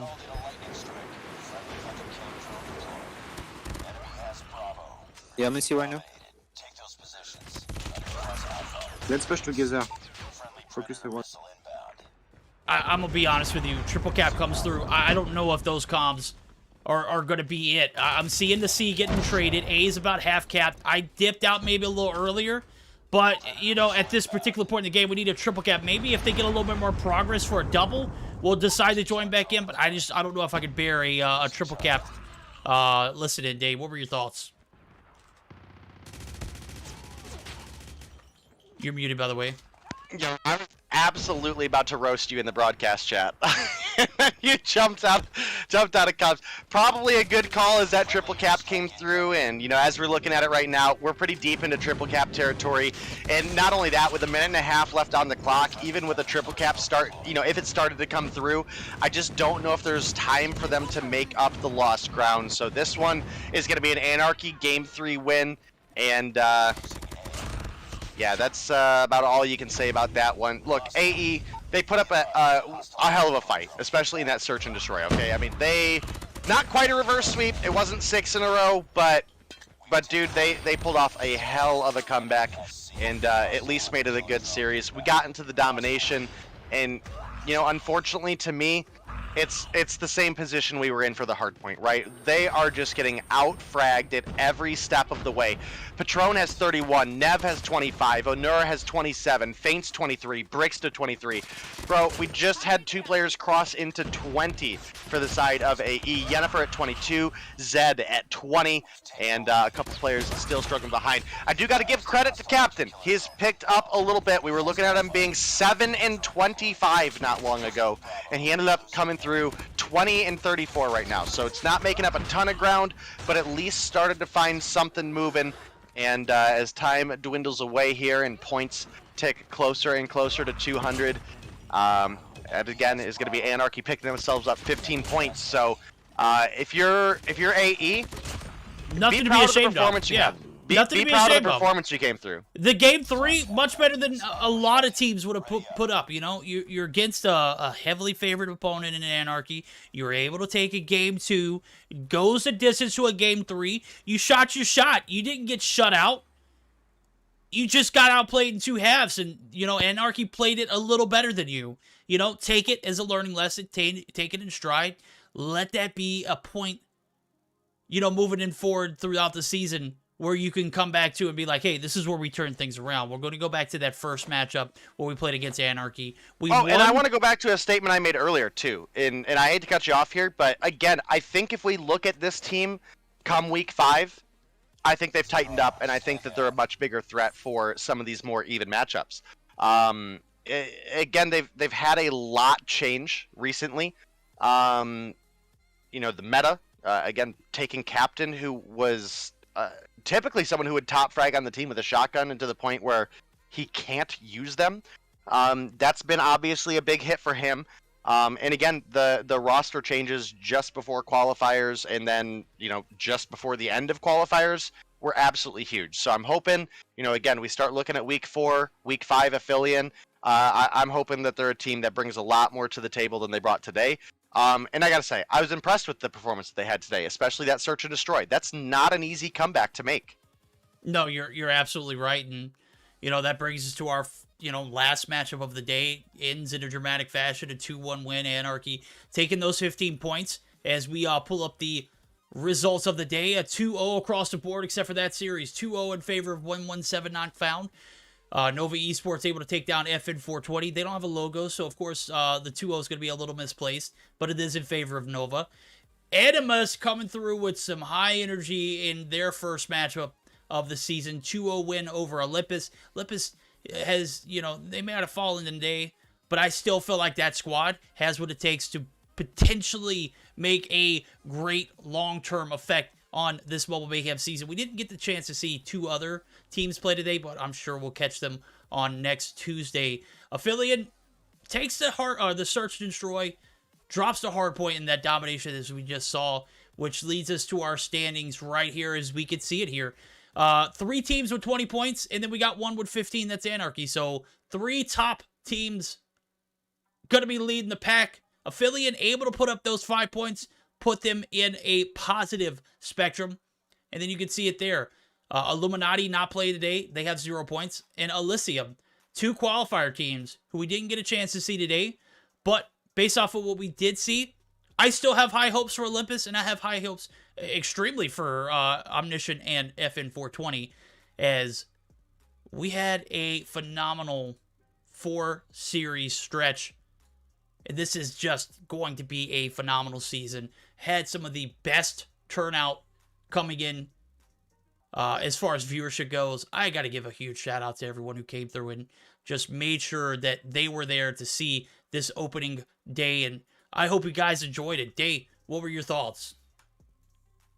I mean, overall, a really solid day for the side of the side of the pond. Europe coming through. You guys had some great viewership today. Had a lot of really big support for some of the teams out there. Definitely had some solid banter in chat. So excited about that one. And your team standings, I think, is largely what was expected. Nova, we knew that they were going to be a strong team coming in. Animus, we knew that they were going to be a strong team coming in. One of the ones I definitely want to give a bit of credit to is, I think, 117 Not Found came through and was a much stronger competitor than I even imagined they were going to be. I mean, I knew they were going to be a strong team. I didn't expect them to handle Omniscient so one-sidedly, right? Like, that's just not at all what I would have thought. And I'm excited. I'm excited for this season. Again, I think we're probably going to see a pretty steady top 3 develop, but we have a very, very competitive, 4 through 10 spot that we may even see a couple of those teams develop and start to challenge some of those upper teams. There you go. That's it in a nutshell. Day 1 is over. You guys prevailed. You came out on top. And now we're going to get you ready for a raid. Guys, be sure to drop the Dominate a follow in chat, so that way you can catch both him and I tonight for the opening for NA side of Mobile Mayhem. That's right. On Thursdays. It's in about 3 hours. It's about 3 hours, 8 p.m. Eastern Time, 7 Central if you're me. I'm not quite sure what that is at Central European Time. But I'm sure if you're still up, you definitely want to check that one out. So, to my understanding, Tuesdays are going to be on Bobby's channel. Thursdays are going to be on Dave's channel. Is that 100% confirmed that your channel is going to host tonight's stream? Yes. Okay. We've got it 100% confirmed. It is going to be on Dave's channel. Be sure to check it out. We are going to be there. Until then, guys, we will catch you next time.